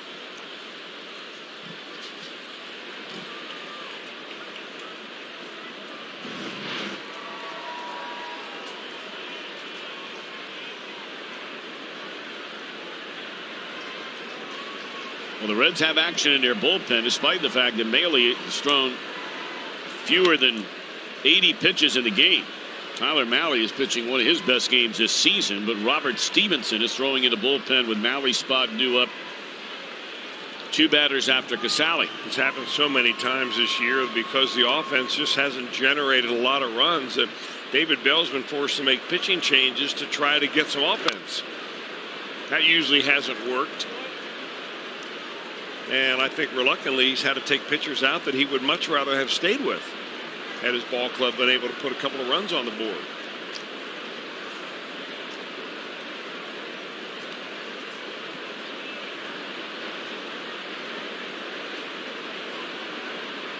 I think David Bell had just dispatched Derek Johnson to go let Malley know exactly what's going on. I mean, Tyler's a smart guy. He knows what's going on.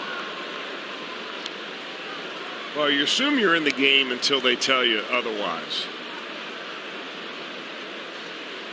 But of course, you get down to this part of the order and you're struggling to get a run.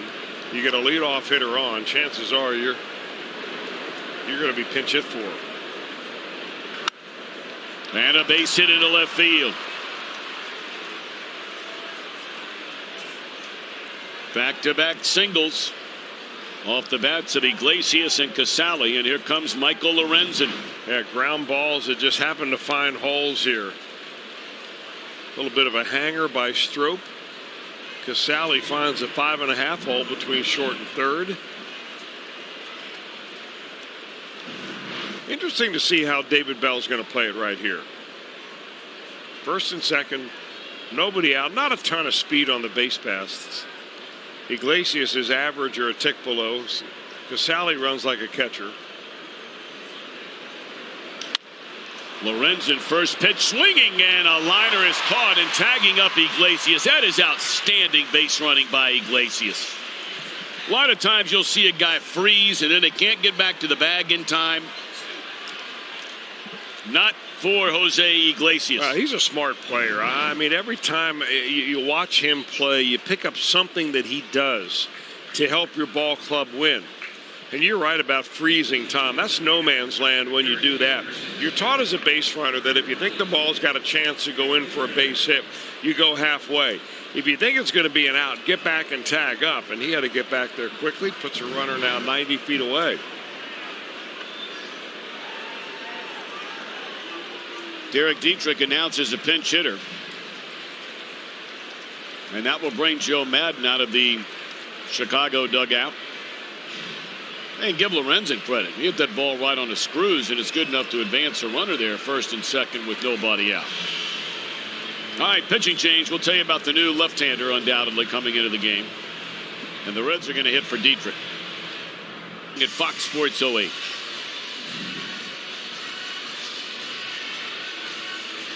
All right, Derek Dietrich was announced as the pinch hitter. And when Joe Madden signaled for this left-hander, Kyle Ryan, David Bell counters that by pulling back Dietrich and sending up Jose Peraza. 1-1 game, first and third, one out. We're into seventh.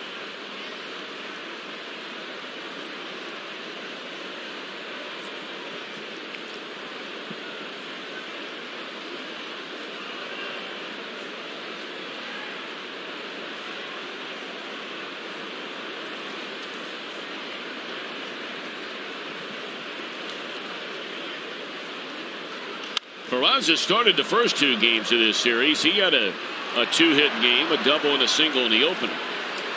And then 0 for 4 here last night. Started the last two nights. This is no surprise to Joe Madden. I mean, this is what he figured would happen. Derek Dietrich would be announced. You come in, you get a left-hander, but you bring in a left-hander that you hope can get a right-hander out. Ryan's had a really good year for the Cubs this year. 69 games he's in now. A little crossfire motion for Ryan. He's a big guy, 6 feet 5 inches tall, but he steps almost directly towards the Reds dugout on the first base side. I mean, you talk about throwing across your body with a long stride. You hide the ball that way, but you really don't get a lot of movement on your fastball.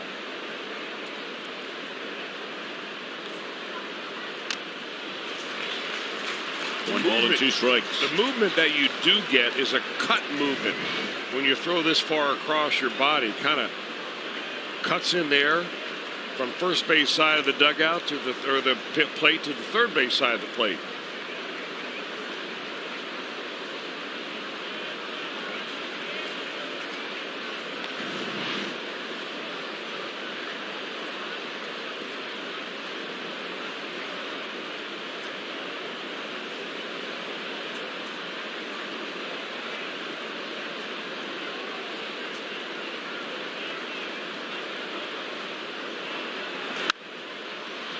Still a ball and 2 strikes on Jose.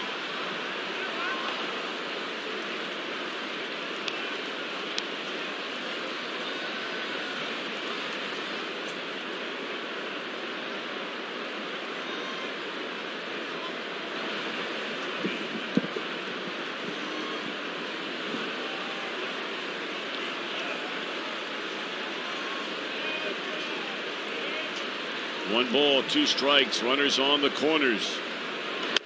Off the outside edge with a fastball. Crowd wanted to call. Didn't get it. Well, you have one Venezuelan among 4 on this team that has accounted for the first run. So why not Jose Peraza? Double the fun. 2-2 on Peraza. They're coming inside and miss.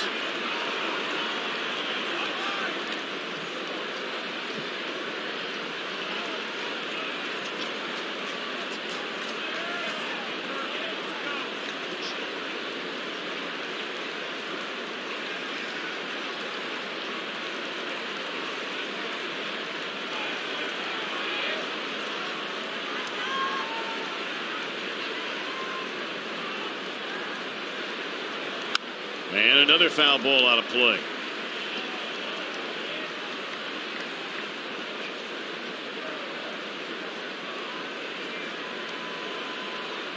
There you go. Got his Venezuela jacket on. He's dialed in tonight. Got a lot to cheer about. Suarez hitting the home run. You got Peraza, Venezuelan, up at the plate right now. Could be a difference maker in this game with a base hit.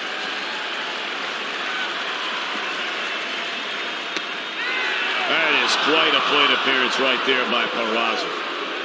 Well done. I mean, for a batter that hardly ever walks, he worked out about as well as he's done all year long. Nice job.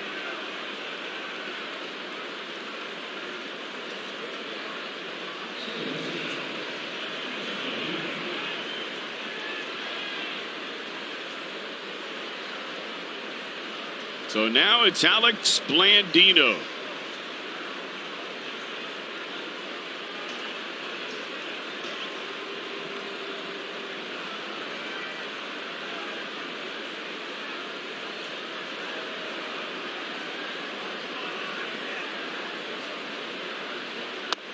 Ball 1 down and in.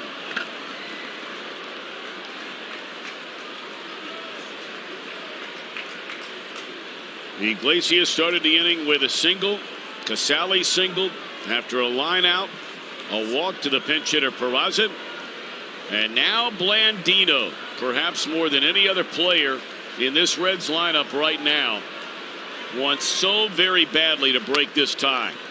Just based on the missed tag. It's as simple as that. He missed a tag that cost the Reds the only run that Malley gave up. And now 2-0 and a visit by the pitching coach.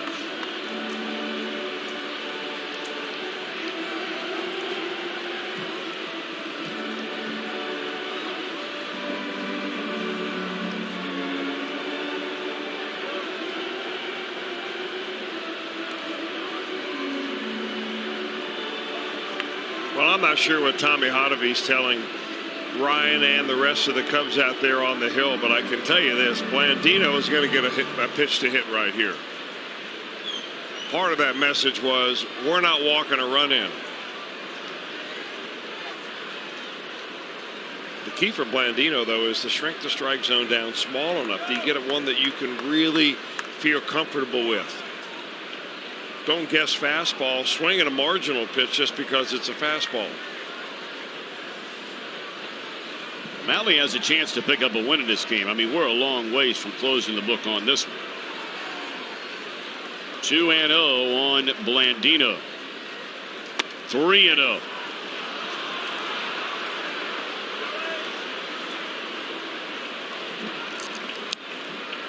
Well, I think everybody in the world will be shocked if there is not a take sign here. If he swings at this one, he missed the sign.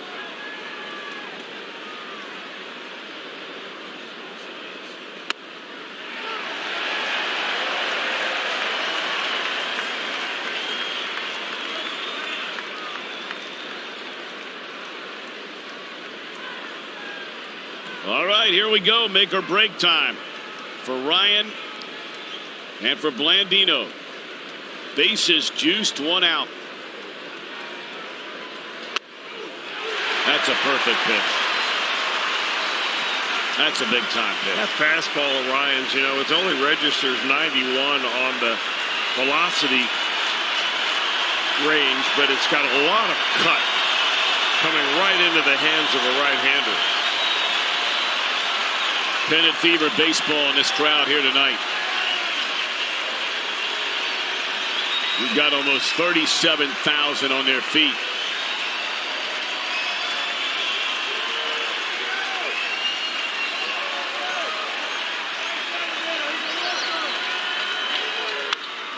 High pop fly. Schwarber coming in to get it. Iglesias going to tag up, flat-footed. Here comes the throw to the plate, not going to be in time. And Blandino is able to deliver the sac fly to give Cincinnati a 2-1 lead. Good for that young man.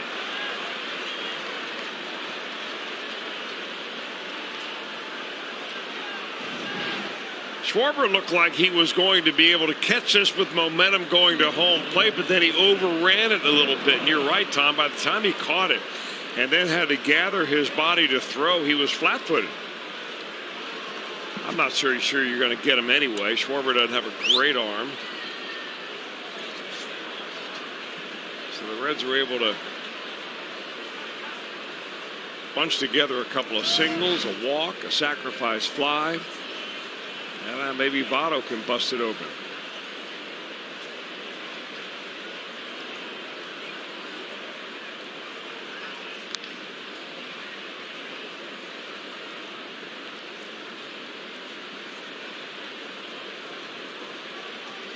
So on the corners, Casali advancing to third on the throw to the plate. And over at first, it is Peraza. He'll draw a throw over there. When we started this ball game, there wasn't really a whisper of wind at all in this ballpark. But now that I'm looking at the flags, I see the flags blowing pretty good from right to left. And maybe that was the reason why Schwarber overran that ball. I think the wind took it at the last minute. Almost took it over his head. Great point.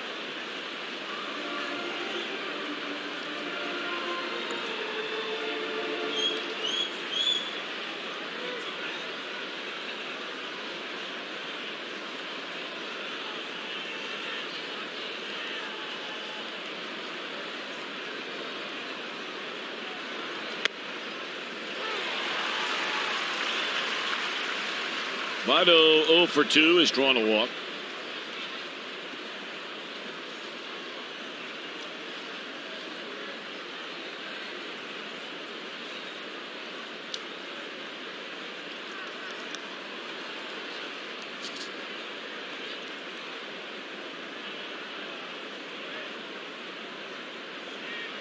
Votto 1 for 6 in his matchups with Kyle Ryan.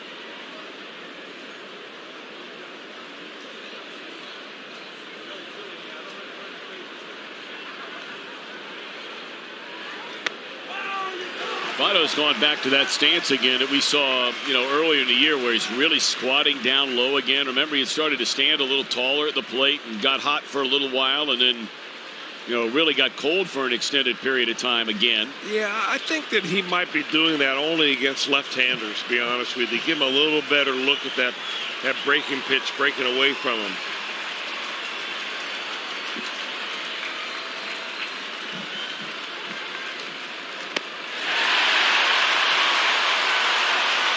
Inning over. But the Reds score to go in front 2-1. Buick GMC dealers. And that would be Tyler Mahle. What an outing he had tonight.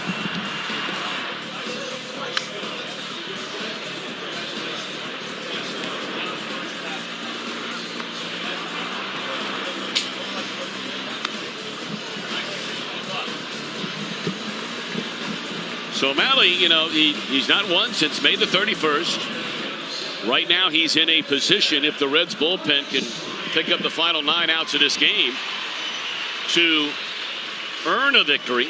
It'd be just his 3rd of the year, and Chris, he certainly pitched well enough to get a win here tonight. I really like Tyler Malley. I really like what I saw of Malley tonight. And again, we go back to, I think, one of the best signs the Reds made over the wintertime was bringing Derek Johnson in here. I mean, he's evaluated Malley, worked with him, figured out something, and tonight really got him on the right track. Not the same old Tyler Malley, but a little different approach. And I think it probably has really done great things for Malley's confidence, and certainly the results are beyond debate. I mean, he gave up 1 hit in the game and gave up 1 run.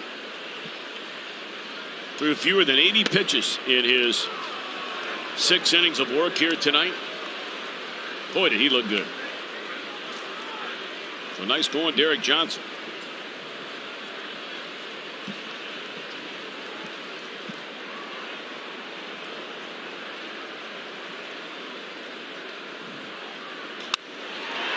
In the air left field, Robert Stevenson will retire Bryant to open the Chicago 7th inning.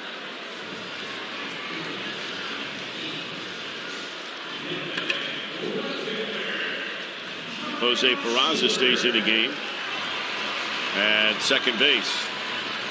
So Blandino out. He provides the Reds with a go-ahead sac fly. Tyler Chatwood up and throwing in the Chicago bullpen. You see the numbers on Stevenson.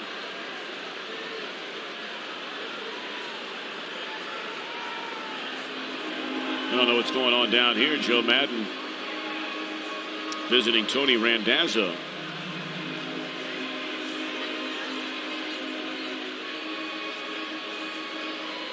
And now they're going to go out to the crew chief, Jeff Nelson.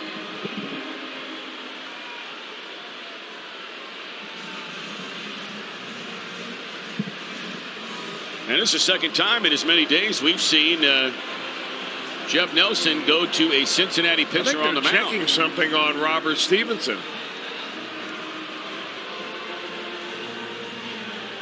Oh, he's got a long lace on his glove right there, and if it's distracting to the hitter, the other team can complain about it, and you either cut it off or you tie it so it doesn't become distracting.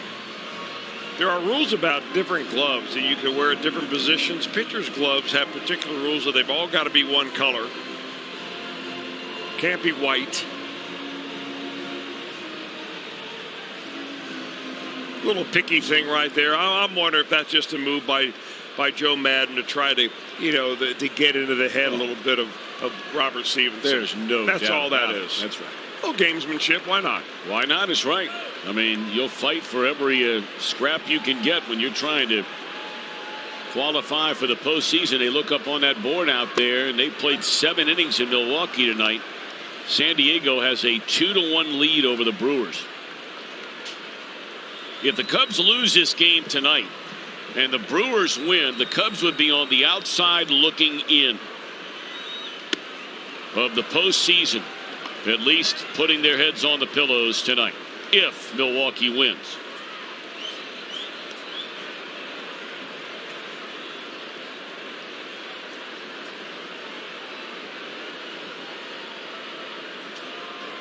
Swing and a miss, and Stevenson, he's not going for that gamesmanship. He just wore out Kyle Schwarber. 3 straight pitches, 2 down in the inning.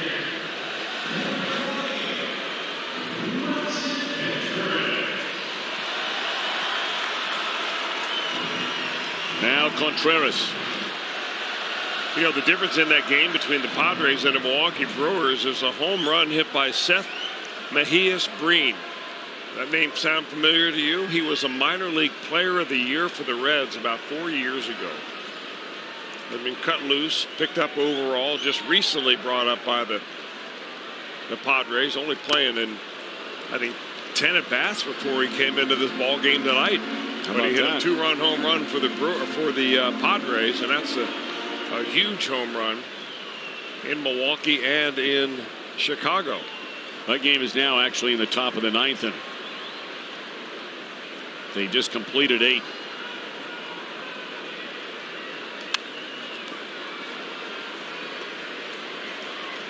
Brewer's been held in check on a total of 3 base hits tonight.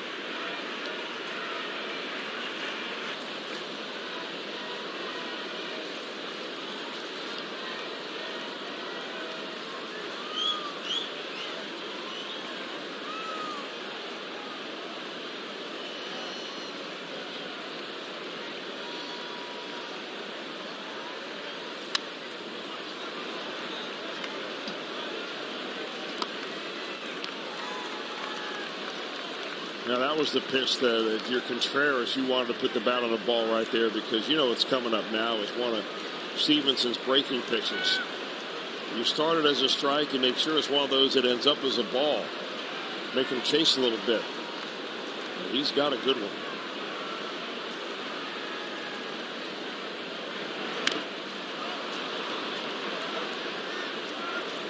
Just about perfect spot there.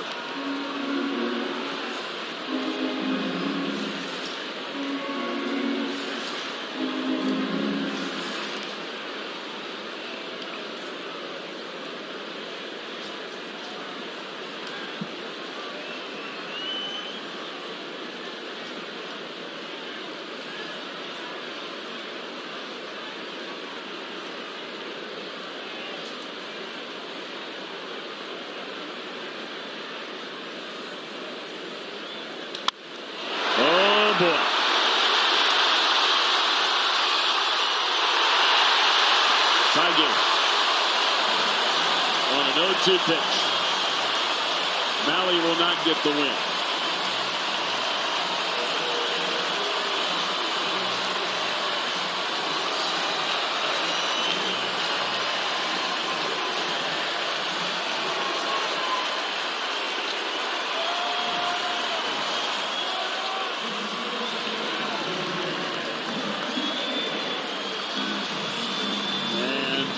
Umpires let's see here if there's anything out there in left field that we should be looking at here for this home run. Well, the basket usually eliminates fan interference.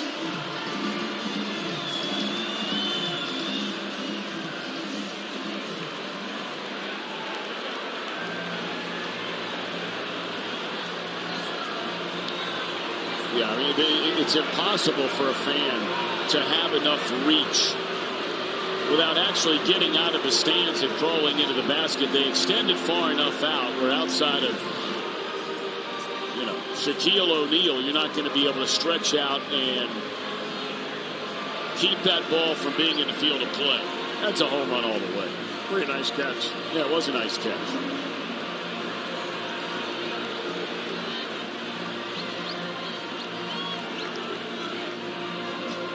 I'm not sure how long that basket has been there, but it's a brilliant idea. It really is. You're right.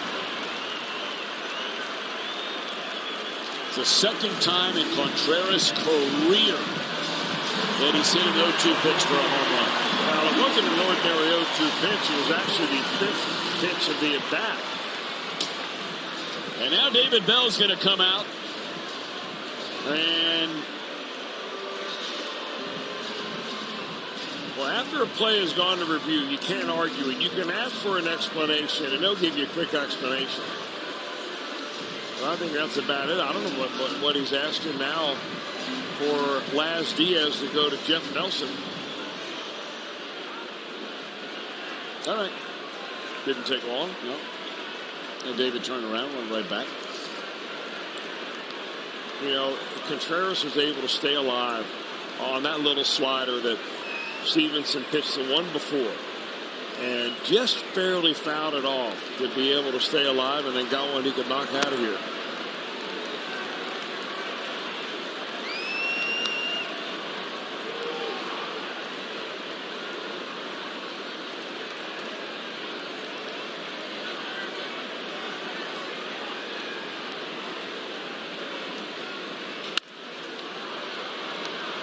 Inning over, Cubs tied 2-2. We go to the 8th.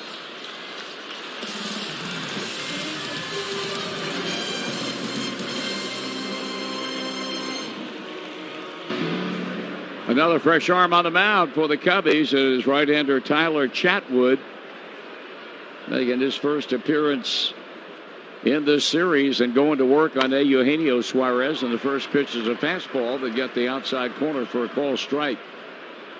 He has had 2 hits tonight, a home run and a single, and 3 times up.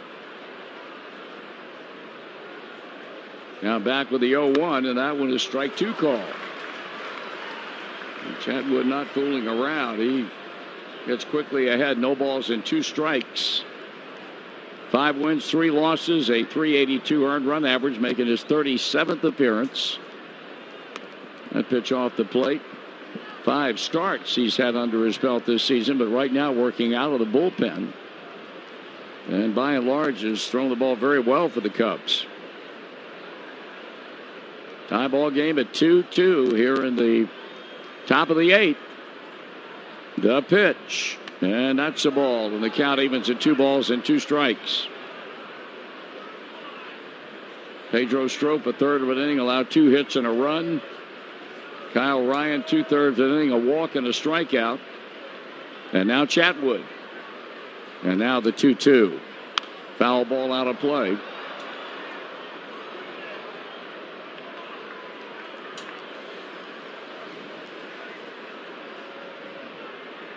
They're in the bottom of the 9th inning in Milwaukee. The Brewers are down by a run, 2-1 to the San Diego Padres.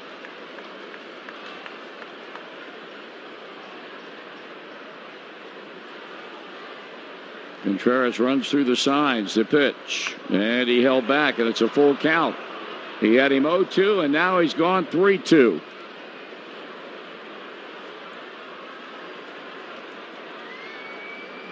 .75 1/3 innings. He walked 37 batters, so he will walk a batter.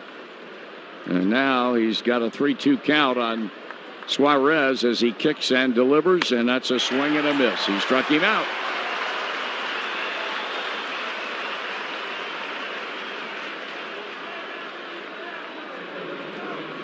Here's Aquino 0 for 3 with 2 punch-outs. Western and Southern Financial Group wants to strike out cancer all season long. Every time a Reds pitcher strikes out a batter, Western and Southern will make a donation to the Barrett Cancer Center. As Western and Southern says, when it comes to fighting cancer, we are all in this one together. First pitch is in for a call strike.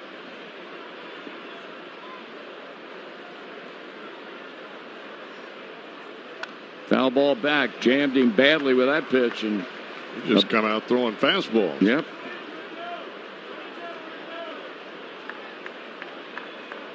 Keno quickly in a hole. No balls and 2 strikes on deck.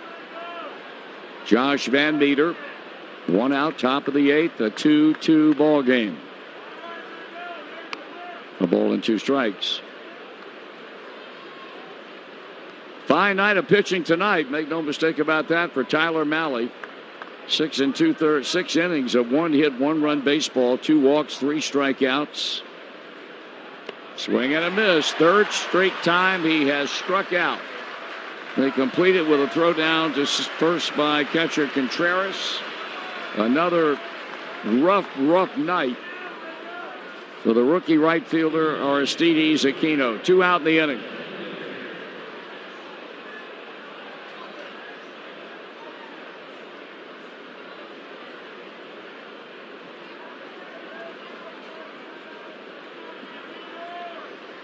Here's Josh Van Meter now with 2 out. He pinch hit in the 6th inning and grounded into a double play. Remainder of the game, and the pitch to him is taken for a ball inside. Remainder of the game to play left field. So the Reds have Peraza batting in the 9 spot, and pitcher Stevenson batting in the leadoff position.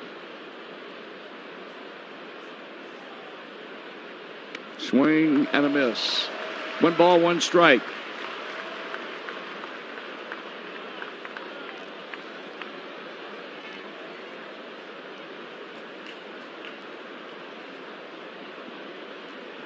The kind of game we got going right now is not the kind of game that either of these teams have excelled in this season.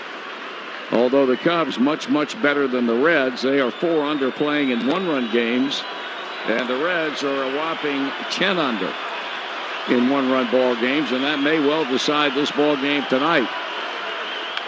Ground ball slapped to first, a foul ball.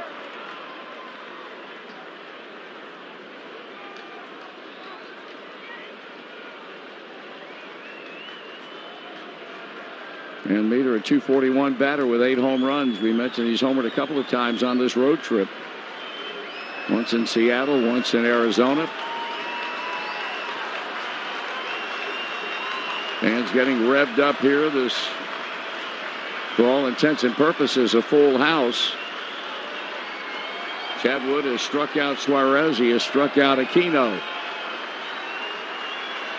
Pitching, and a ball is in the dirt. 2 balls and 2 strikes.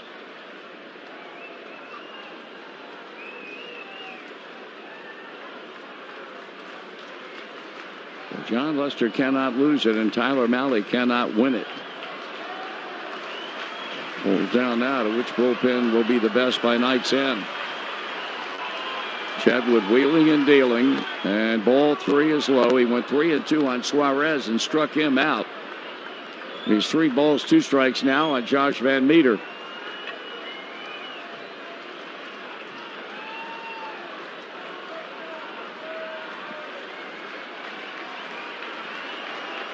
The rookie back in the box, the pitch.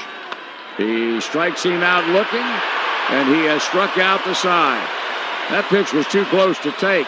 Strike or no strike, and the inning is over. And we go to the bottom of the 8th in a tie ball game at Wrigley Field on the Cincinnati Bell Reds Radio Network. They're 30% more likely to stay with your company longer. Hire better, hire faster. Start your free trial today at Glassdoor.com/hire. Robert Stevenson back to the mound as we go to the bottom of the 8th inning, and here's Jason Hayward.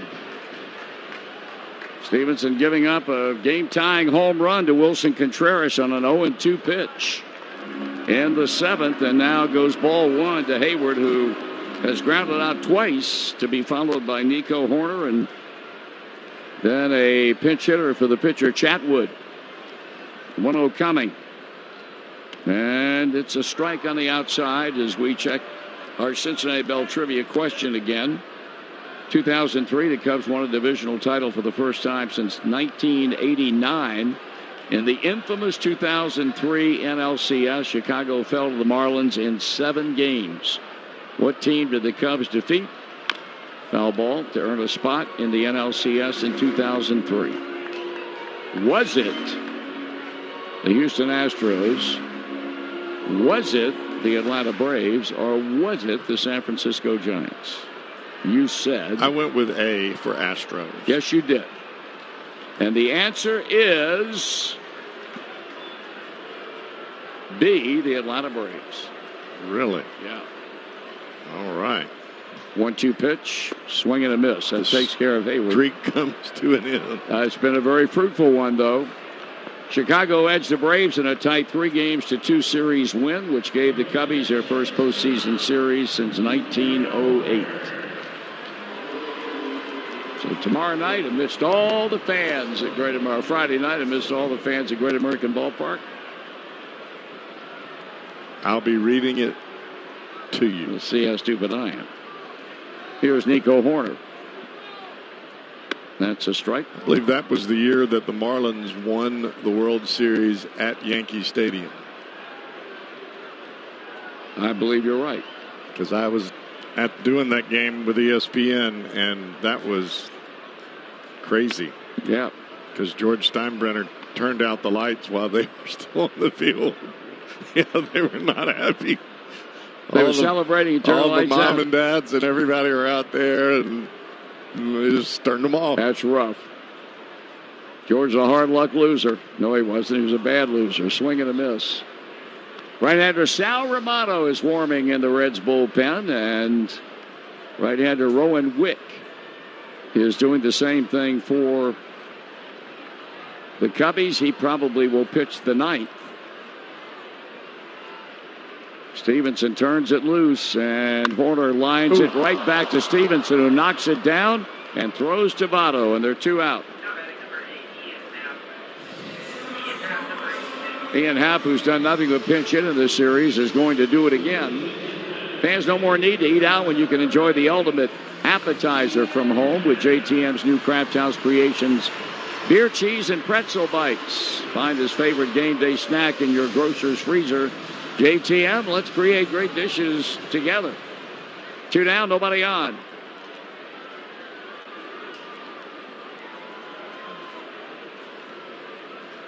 Happ pinch hit Monday night, reached on a throwing error, pinch hit last night, and now he was the last out of the game last night, and now comes on to pinch hit with 2 outs in the 8th inning tonight, and he looks at strike 1.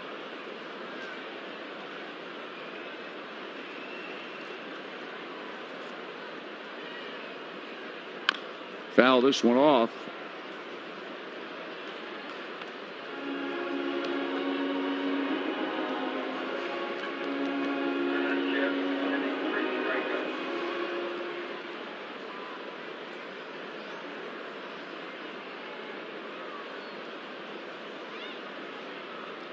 Stretching the pitch. Fastball up and outside. And with 2 down, it's a ball and 2 strikes on the left-handed batting Happ, rather. And as far as Milwaukee is concerned, they have lost. San Diego beats them 2-1 up at Miller Park. That ball is stung to right. It'll be for extra bases. Chasing is Aquino. Heading to second is Happ. He pulls a double to the ivy and right.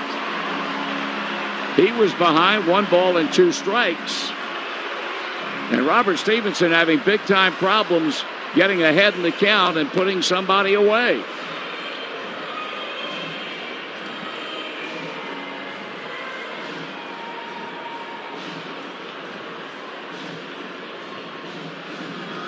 Well, the breaking ball is very good for Robert Stevenson. He's just got to understand that when he gets to 2 strikes, he's got to make a little bit better pitch with it. Because the pitch that Contreras hit out of the ballpark was middle in.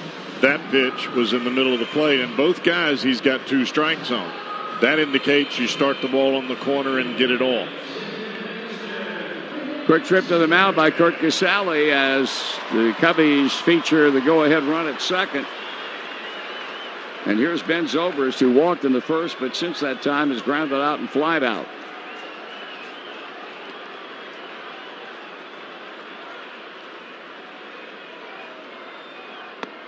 Ball 1.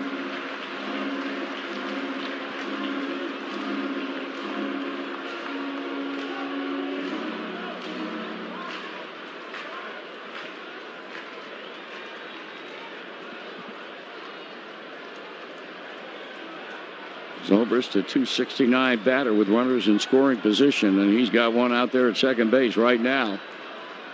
Checks his swing and checked it in time, and it's 2-0. You got first base open, but that is not even a factor in this situation because of the guy standing in the on-deck circle. And that would be Nicholas Castellanos.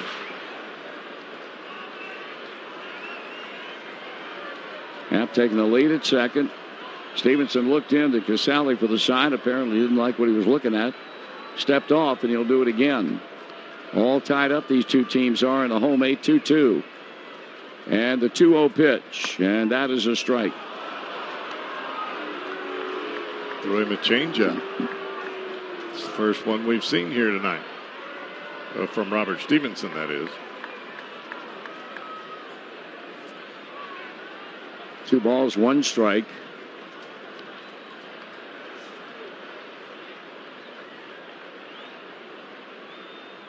Pitching. Pops him up. A play for Casale near the Cub on deck circle and makes it to end the inning. So Stevenson gets a big out when he had to, and now we go to the 9th inning. Reds 2. He's the man. Yeah, he's the man. Action is my middle name. Yeah, he's the man. Scott Sloan, tomorrow morning at 9 on 700 WLW. Rowan Wick is now on the mound, and they've made a double switch because David Bodie has come into the game. He is now at second base and will bat number 9, and Wick, the right-hander, is on to pitch. I'd actually thought that was still Tyler Chatwood because they both have their socks pulled up so high. Same kind of body types, different name on the back of the jersey. Rowan Wick. He's facing Jose Iglesias, and again, make note of the fact Bodie batting in the number 9 spot. And the pitch on the way, and it's a big swing and a pop-up out of play behind the plate. Tyler Chatwood worked the 8th and struck out the side. Young man from Vancouver, British Columbia.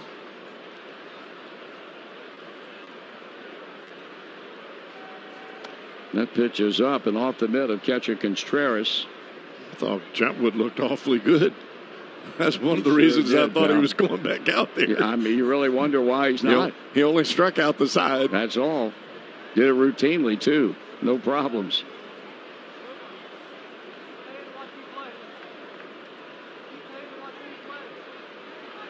Now the stretch and the 1-1 pitch. Swung on and fouled again, and Raisel Iglesias is warming up in the Reds bullpen. They had Sal Romano up while Stevenson was pitching in the 8th. He got out of that to lead the go-ahead run at second, and now they've got Iglesias up. Foul ball again is Jose Iglesias, who has had 2 hits tonight. Reds have had 7 hits, and 4 of those 7 have been collected by 2 players, Suarez and Iglesias, with 2 hits apiece. Ground ball up the middle. Shortstop gets to it in a hurry and throws, and bang, bang play. I mean, a photo finish at first base. Corey Blazer says out. David Bell turns his head and looks back underneath the dugout roof. Do we want to challenge that decision or live with it? I don't know. That was a close play. Great hustle by Iglesias. Yeah. I'm going to tell you what, Marty, that Nico Horner played a little bit at shortstop now. He got to that ball quickly and unloaded the same. Tucker Barnhart's going to pinch hit for Kurt Casale. When I was on in the 3rd inning on TV with Len Casper and Jim DeShays, I asked a question. What does 2020 look like for Nico Horner, given the way he's played since coming up from Double-A Tennessee? They said, you know, he's a kid that skipped the classification, has played very little minor league ball, so you don't make any permanent and definitive comments, but all things being equal, and you judge him on the performance he's had coming in at a very difficult time to take over a position that they badly needed someone to play well in. With pressure. They said probably he would be their second baseman in 2020. This ball is fouled back and out of play off third. Now, he was drafted in the same draft with Jonathan India. And Nico Horner's in the big leagues, and Jonathan India is not yet out of Double-A. Now, what's wrong with that picture? 0-2 pitch, and that's a ball.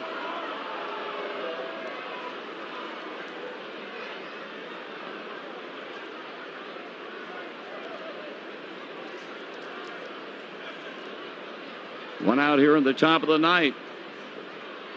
Tucker Barnhart, a .223 batter, and a 1-2 pitch coming. And that's a breaking ball in. We talked earlier, I did, about all the folks I'm going to miss in this park. None more than the guy who's engineered for us forever and a day. And about as good as it gets. And Bill Carambellis, I would agree, has been with us forever. He's become a good friend every time we come into Chicago. He is as good as it gets in the job that he does. And anybody who has him controlling the technical part or the technical side of a broadcast, whether it be in a radio booth or a football booth, he is a producer, engineer for Notre Dame radio broadcasts. They're getting a guy who's on top of his game and is a full-blown winner. Billy, we thank you from the bottom of our heart for great work with us for a lot of years. Ground ball slowly hit the shortstop, and the throw to first in time, or to second rather, and a nice play by David Bodie. Barnhart going hard down the line, but out easily, and now with 2 out in the inning, the batter is going to be Jose Peraza. Barnhart lunged for that bag with his left foot. His heel hit early and looked like it buckled that left knee. I said Peraza. Michael Lorenzen steps in. He's 1 for 3.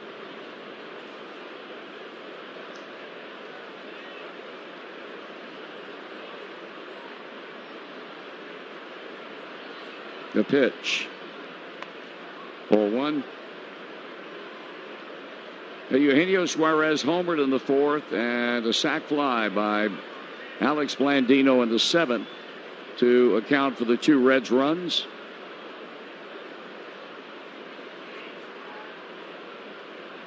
Swing and a miss. Well, the Reds have the bottom of their order up here in the top of the ninth. The Cubs in the bottom of the ninth. They got the big boys coming to the plate. Nobody said it was going to be easy. Never is. No. 1-1 pitch. Ball 2. But then again, if it was easy, everybody could do it. That is correct.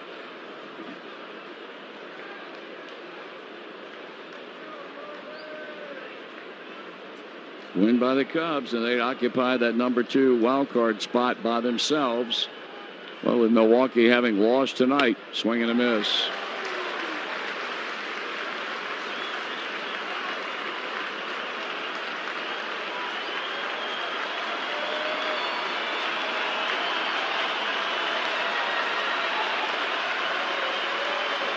Ten Reds have struck out tonight. Ground ball right side. Here's David Bote. He kicks it around. He can't make a play, and that'll be an error. Had to break off to his left. In fact, made contact with that ball on the edge of the outfield grass and simply could not come up with it. Put that down as an E4 against Bote and keep the inning alive for Jose Peraza.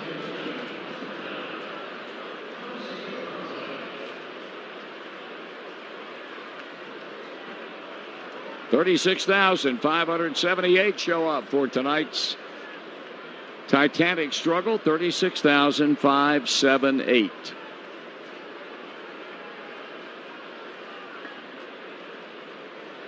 Lorenzen bouncing off the first base bag. He's got 4 steals in 5 attempts this season. Fastball way high.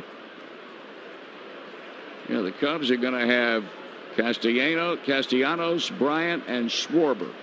2, 3, and 4 against Iglesias in the bottom of the ninth.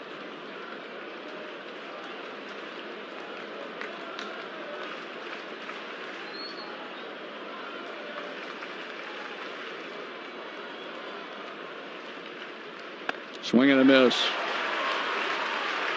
Fastball up, a ball, a strike.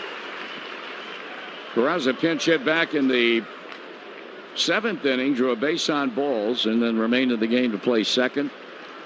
Now the Reds have Sal Romano again throwing alongside Raisel Iglesias.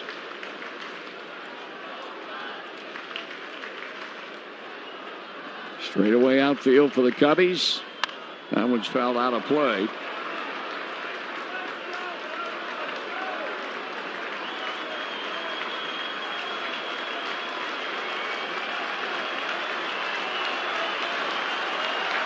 Ball and 2 strikes.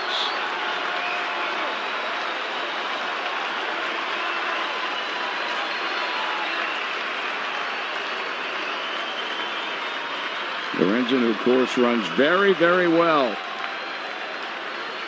And he takes off for second. That pitch is high. The throw down, not in time. His 5th stolen base. Got a great jump.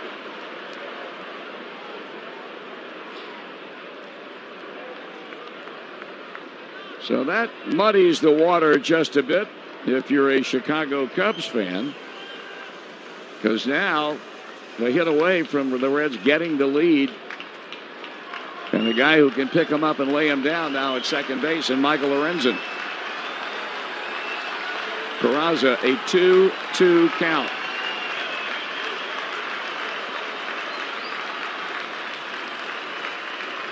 Rowan Witt readies with a pitch, and here it comes. Ball 3, a breaking ball down.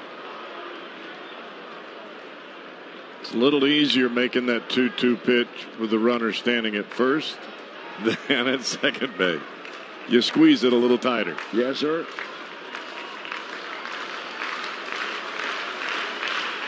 In the event that Peraza gets on, Brian O'Grady is going to pinch hit for Robert Stevenson.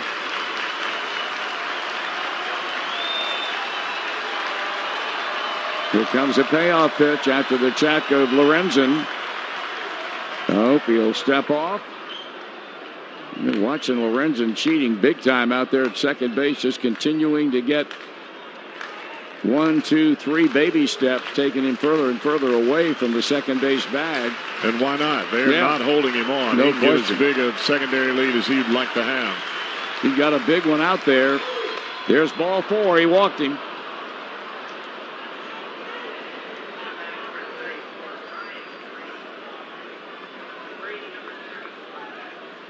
So now it will be Brian O'Grady to pinch hit, but Tommy Hotovy, who's worn out a path between the dugout at third base on the third base side and the mound, is back out there tonight.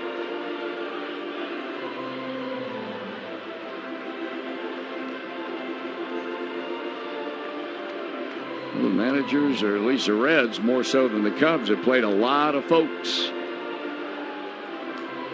And now with the runners at first and second and 2 out.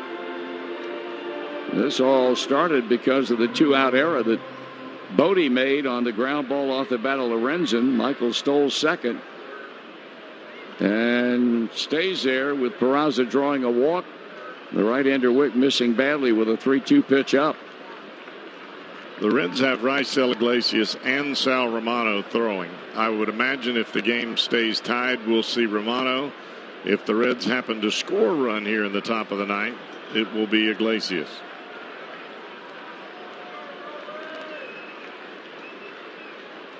Here's O'Grady batting only .167.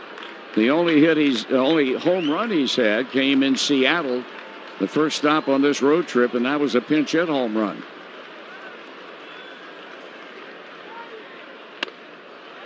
One ball and no strikes. Well, if he is to hit a home run out of right field tonight, he will have to shoot it out of a bazooka. That wind is really getting it.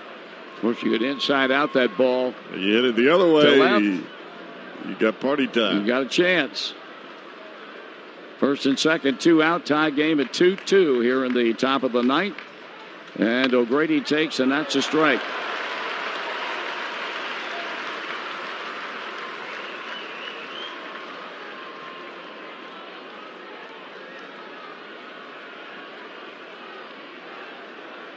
A left-handed batter, had a big year with the Louisville Bats. That's a swing and a miss. Pitch up and in. And he simply could not catch up with it. It's a ball and 2 strikes now. Wick trying to pitch out a 2-out trouble. Give his ball club a chance to win it in the bottom of the ninth. O'Grady down on the count and back in the box. Lorenzen, the lead runner at second. Here's the pause and the pitch. And he struck him out swinging.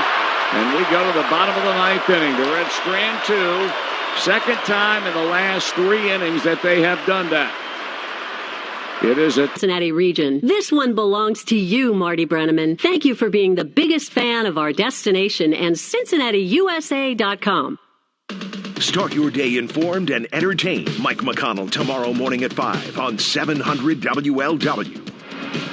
Right-hander Sal Romano will come out of the Reds' Starfire bullpen. Coming on for the 7th time is Romano. Tucker Barnhart will stay in the ball game, and he is now catching for Casalen. We mentioned the lineup of talent. The Cubs are going to run out there to hit off Sal Romano, and it will be Nicholas Castellanos to start it off. He has had 33 1/3% of the hits tonight. That means 1. He doubled into left center in the 4th inning and scored a run. Romano's first pitch. Hit hard up the middle. The play made by Peraza and the throw on to first, 1 out.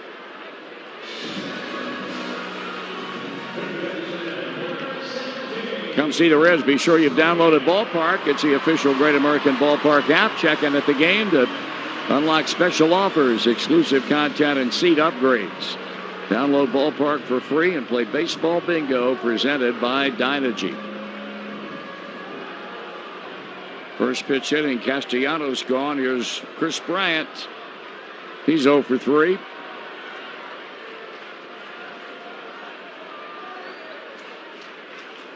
The pitch, and it's ball one. A left-hander throwing in each bullpen at the moment now. Amir Garrett for the Reds and Derek Holland for the Cubs. 1 ball and no strikes on Bryant, with Schwarber waiting in the on-deck circle. Romano trying to send it to extra innings. He comes back to the plate, and that one's taken for a ball. He checked his swing in time. The only hits Cubs have had tonight was a Castellanos double in the 4th, a home run by Wilson Contreras in the 7th, and the pinch hit double by Ian Happ in the 8th. That's been it. Still, it's only a tie game.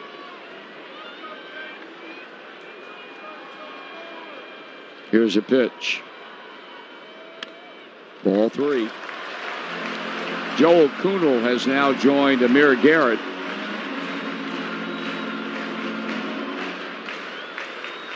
Sal Romano is yet to throw a strike to Bryant. If they turn him loose on this pitch. He's taken, and that's a strike.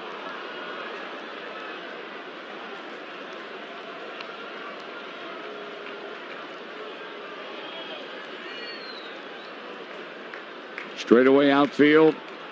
Shift onto the left side of the infield for Bryant. Waiting on a 3-1 pitch from Sal Romano. Here it is. Ground ball left side. There's a pick by Iglesias, and with time he throws him out. And they're 2 up and 2 down here in the Cubby 9th inning. Now you deal with Kyle Schwarber.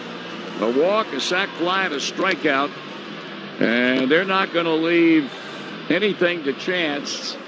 David Bell is going to go to that bullpen and bring on Amir Garrett to face the left-handed batting Schwarber. So Sal Romano does his job, faces 2 batters, gets 2 ground balls, and now it'll be Garrett needing 1 more out to send this to a 10th inning. So Garrett becomes the 4th pitcher used tonight by the Redlegs. And again, we go back to 6 fine innings turned in by Tyler Mahle. Robert Stevenson gave up the game-tying home run to Contreras in the 7th. And now here we are with 2 outs in the bottom of the 9th, and Schwarber standing in against Garrett. Second appearance for Garrett in this series. He faced 3 batters on Monday night and hasn't gotten it out yet. Here's a pitch, and it's a strike on the inside corner.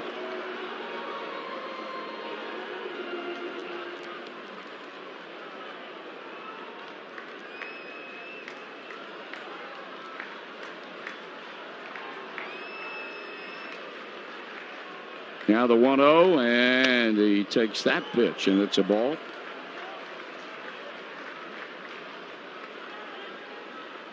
One ball and 1 strike.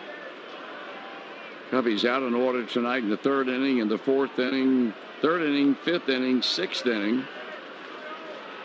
And now a collaborative effort between Sal Romano and Amir Garrett to try and do it in the 9th. Swing and a miss. That's a good breaking ball. 1 ball and 2 strikes. Come back, throw that pitch again. Yeah, just move it a little more off the plate.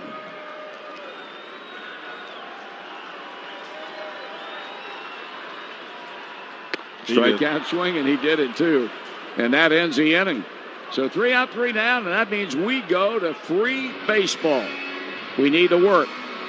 It's a 2-2 game with Jeff coming back, heading to the 10th on the Cincinnati Bell. That is the correct alignment. And now Derek Holland will be facing Votto, Suarez, and Aquino, or at least begin the 10th inning facing Votto. We'll see. Keep an eye out for anybody that might be warming up in the bullpen that would be right-handed to face Suarez. But the first pitch is swung on and lifted into left field, and that ball, after a long run, is going to be caught. Castellanos had that ball hang up long enough that he made the play. So Votto gone on one pitch.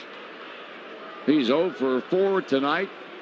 And now it'll be Suarez to bat. And here comes skipper Joe Madden. And that's all he wanted Derek Holland to do, is to get Joey Votto out. And he's going to bring on a right-hander to face Eugenio Suarez. We will return to Wrigley. Run.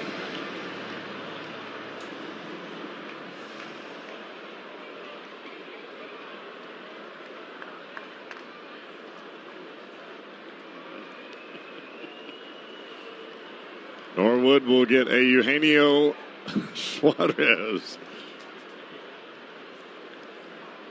And I would imagine here the first pitch swinging ground ball, broken bat right to the shortstop corner.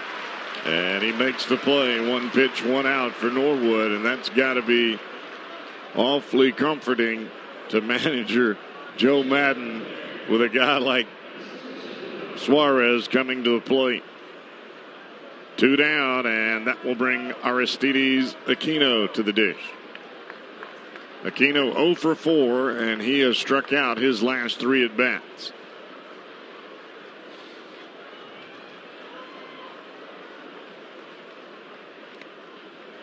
Breaking ball bounces to the plate off the outside corner, 1-0. Boy, the learning curve up here can be brutal at times.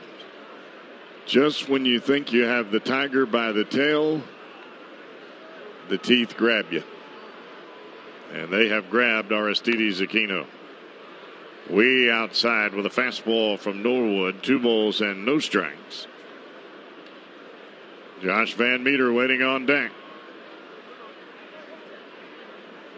Top of the 10th inning here at Wrigley. We are tied at 2 apiece. Check swing on a breaking ball. Aquino guessing fastball, and he got a breaking ball in the dirt. 2 ball, 1 strike count. And after that swing, he might see another one. The pitch. And he does, but it hangs well in off the plate. And now a 3 ball, 1 strike count to the Reds right fielder.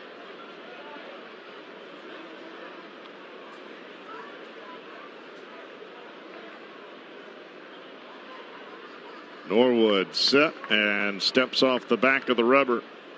He'll ask Contreras to run back through the signs. He does. And Norwood turns it loose. Swing and a miss. Another breaking ball, and this time it had some bite, and it was down at the bottom of the strike zone.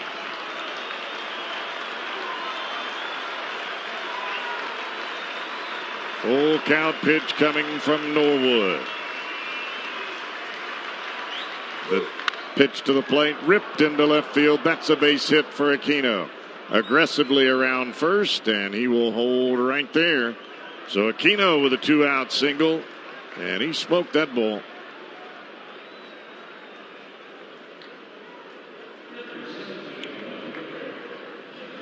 Another breaking ball from the right-hander Norwood, and this time Aquino all over it. But that one stayed over the plate. So here's Josh Van Meter. Van Meter did not start the ball game. He came on in the 6th. Grounded into a double play in that 6th inning. Struck out looking in the 8th. And now bats with 2 out here in the 10th. And a breaking ball is going all the way to the backstop. Karams back over towards the third base dugout. And Contreras had to run that one down a long way. Looked like it hit off something behind home plate and kicked directly towards the third base dugout along that brick wall. So down to second is Aquino with a wild pitch.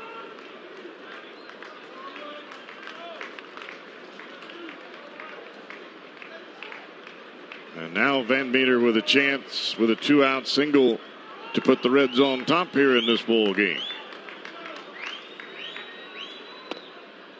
Breaking ball off the outside corner and low. And it's a 2-0 count here to the left-handed hitting Van Meter with Jose Iglesias waiting on deck.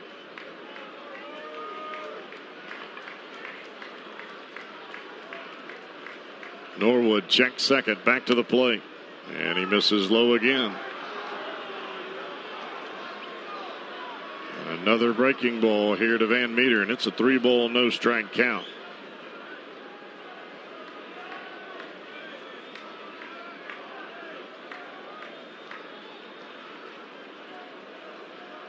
Cubs righty to the plate, and he misses way inside, and that was not even close.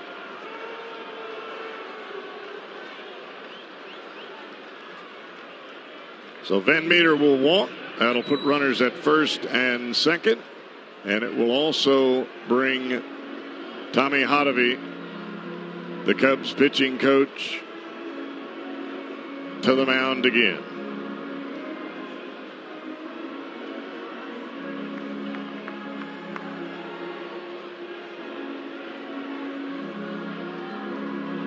Even though you get the 6 mound visits, but it sure seems like Hotovy has been out there a lot more than 6 times, at least here in this ball game.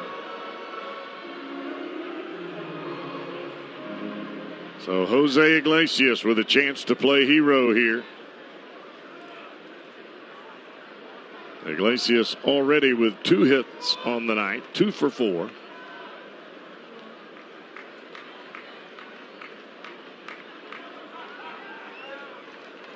And he will stand in. Good speed at second base with Aquino. 2 down, top of the 10th. Norwood comes to the set. Back to the plate. Fouled back behind the dish. And that was a fastball right down Broadway. Norwood does not waste a whole lot of time. He gets the ball and he's coming on with it.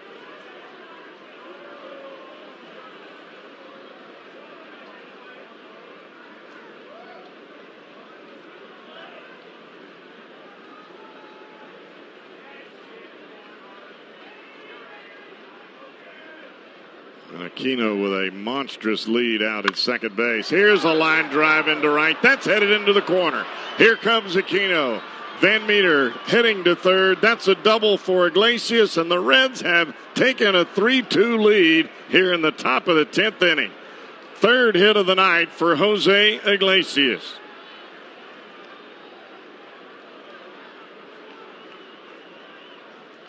Put that ball right down the right field line. Iglesias stayed right on a fastball away and drives it right down the right field line for a 2-out RBI single or 2-out RBI double. And that gives the Reds a 3-2 lead. And now Tucker Barnhart.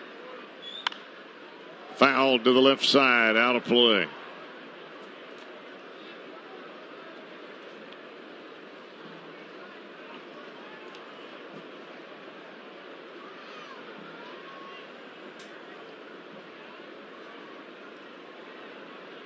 Cubs have only had 3 hits on the night. So the Reds pitching has done a phenomenal job keeping this Cubs offense at bay.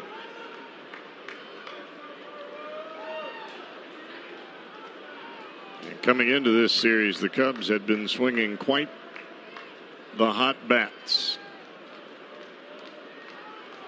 The 1-1 pitch, fouled back behind home plate. A fastball right in on the hands of Barnhart, and it's a 1-ball, 2-strike count. So Aquino gets the rally started. Van Meter keeps it going as he drew a walk. And the big hit by Jose Iglesias, the double down the right field line. And that one fouled back again. Looked like a split-fingered fastball from Norwood over the outside corner. Barnhart just a bit out in front.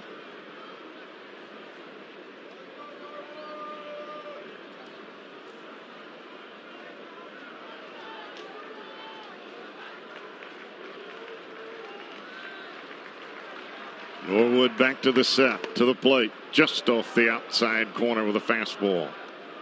Sinking down and away at 98.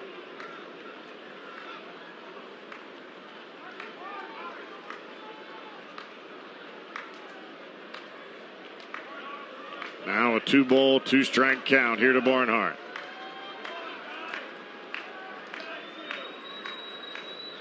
The pitch into the dirt. So Norwood having a difficult time getting the ball over the plate. He got Suarez on the first pitch.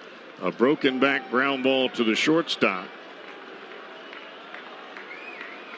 But 3 consecutive batters reach after that, all coming with 2 down.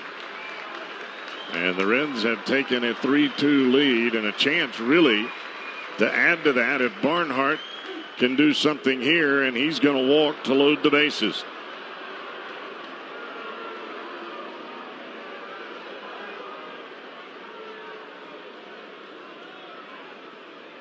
So the second walk by James Norwood, who came on with 2 outs. 1 to Van Meter, 1 here to Barnhart. And that'll bring Michael Lorenzen to the plate with the bases juiced. And now back to the mound is manager Joe Madden. So Norwood gets 1 out, gives up the go-ahead run. Not an offer for extension of credit or commitment to lend. All loans must satisfy company underwriting guidelines. Equal housing lender. NMLS number 141868. Thoughtful, compassionate, then brutally honest. Scott Slow, tomorrow morning at 9 on 700 WLW. Cubs will go to their bullpen for the 8th time. That's right, 8. And they will bring on Dwayne Underwood Jr. as he comes on for his 8th appearance. No record, of 4.05 ERA. And I'm sure there's some other pitchers down in the Cubs bullpen that could pitch here tonight. But hopefully that won't be the case. Michael Lorenzen steps to the plate. Underwood turns it loose. Fouled back behind home plate. Fastball upstairs to Lorenzen.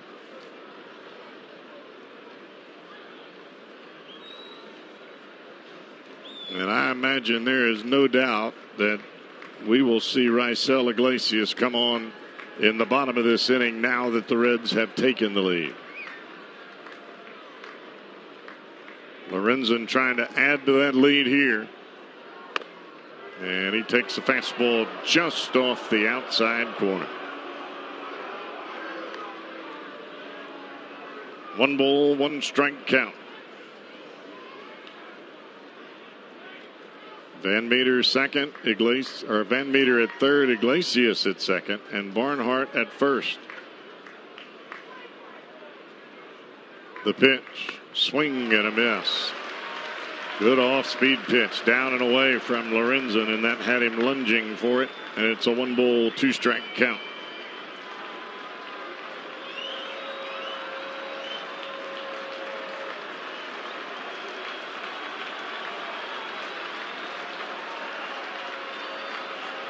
Underwood with a long look in as Contreras runs through the signs. Cubs righty at the belt. The pitch. Ground ball up the middle and caught by the second baseman. He will step on the bag at second, and the inning is over. But Jose Iglesias has given the Reds a 3-2 lead as we head to the tomorrow at 12 noon on 700 WLW. Right-hander Raisel Iglesias will come out of the Red Starfire bullpen. Iglesias saved last night's ball game, his 32nd save on the year. And he will come on here in the 10th to try to add number 33 to that number. He'll get Contreras, Caratini, and Jason Hayward. 5, 6, and 7 here in the Cubs order. Reds have a 3-2 lead here as we start the bottom of the 10th inning.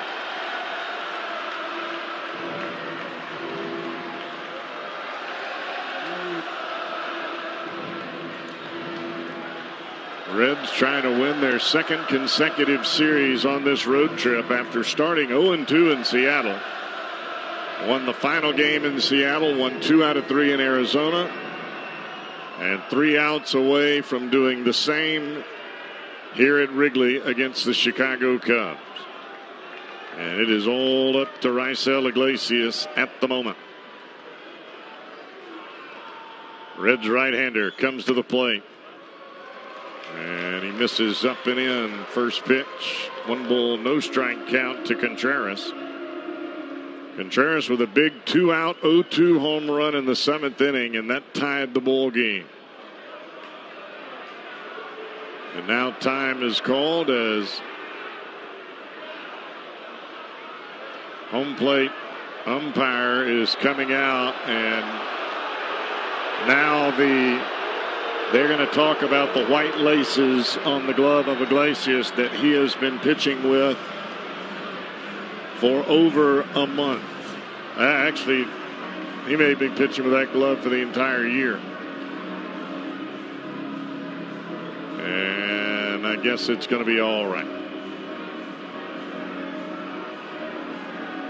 Well, we saw Joe Madden ask the umpires to come out with Stevenson on the mound. He had a lace hanging off the glove. They made him cut the long lace off.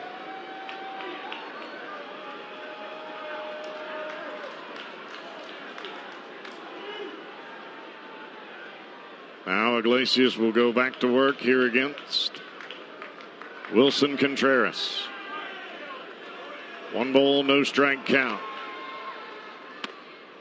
Strike over the inside corner.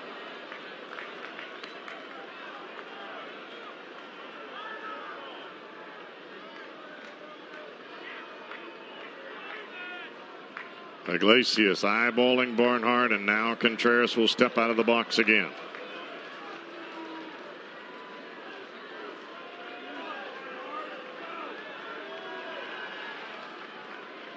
The pitch. Fouled back behind home plate. Good slider right on the outside corner. And Contreras a bit out in front, and it's a 1 ball, 2 strike count.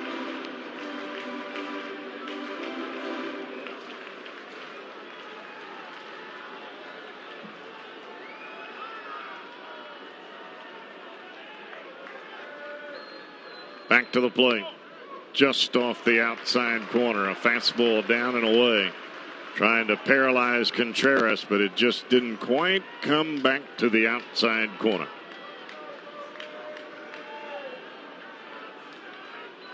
The 2-2. Swing and a miss. High heater up and in.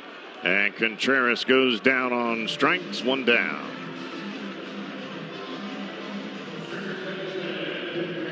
Here's Victor Caratini.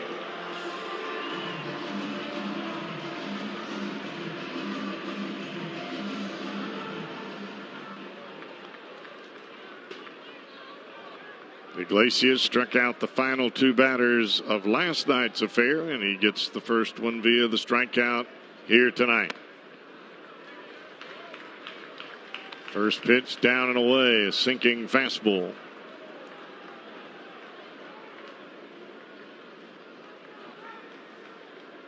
One ball, no strike count to the left-handed hitting Caratini against Iglesias. And Caratini not wanting to wait, steps out of the box. Now he's back in. And here's Iglesias. Up and in with that fastball, 2-0.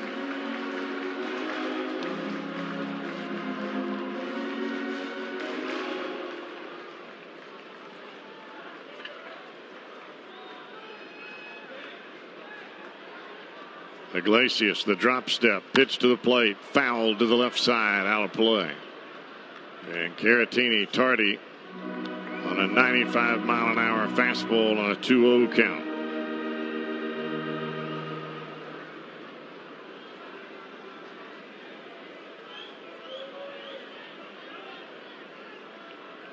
Two ball, 1 strike pitch. And that's going to miss downstairs. A changeup from Iglesias.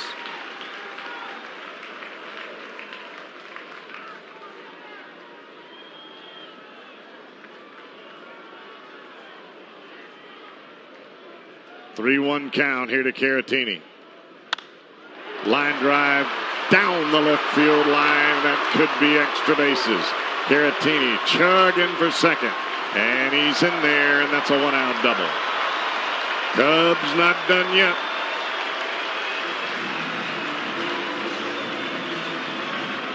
Iglesias fell behind 3-1. He had to come in there. And Caratini barrels it up.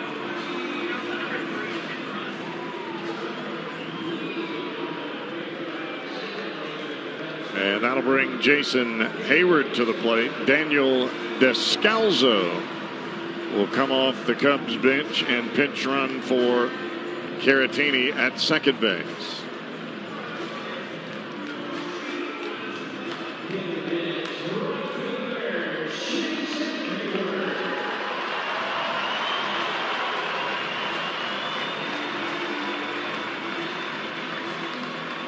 Three-2 Reds, and the tying run now standing at second base in Descalzo. Jason Hayward 0 for 3 tonight will step to the plate.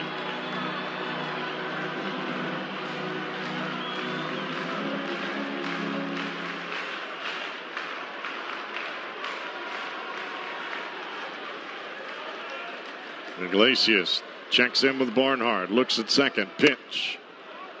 And misses low with a changeup. 1 ball, no strike count here to Hayward.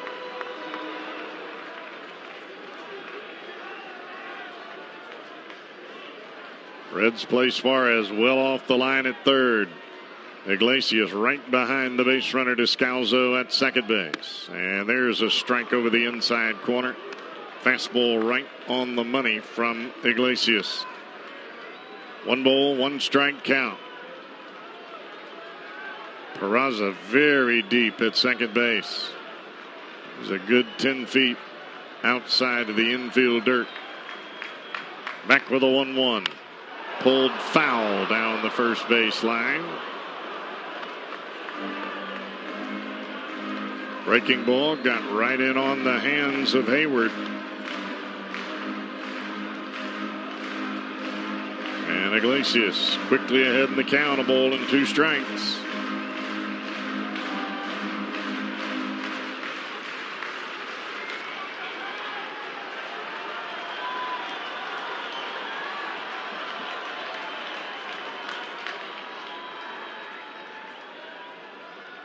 Reds righty stares in. Now back to the plate. Inside, another breaking ball, and this one will in off the plate. And that'll even the count at 2 balls and 2 strikes. Barnhart running through quite a series of signs now with a runner at second base.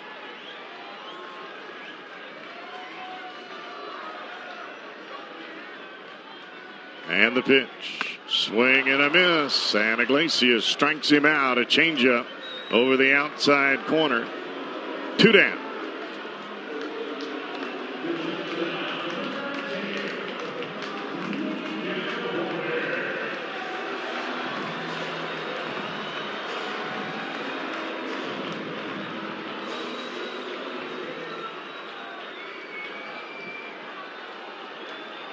Nico Horner steps to the plate. And if he can't reach, he's the last hope right now for the Cubs. Swing and a miss. Good breaking ball off the outside corner. And the youngster hacking, and he comes up empty. No ball, 1 strike count.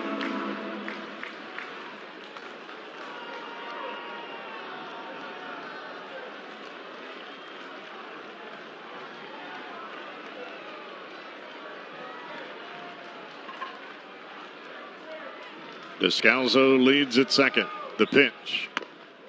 And another breaking ball, and this time just off the outside edge, and Horner holds up in time.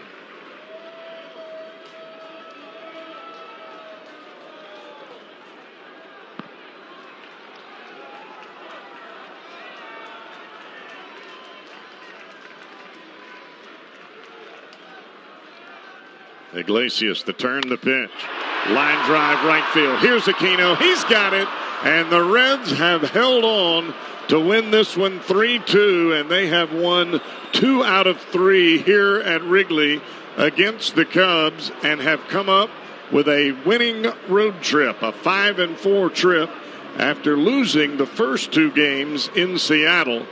And the Reds came up big here in this series. 3-2 Reds. We'll be right back here on the Cincinnati Bell Reds Radio Network. It's the Toyota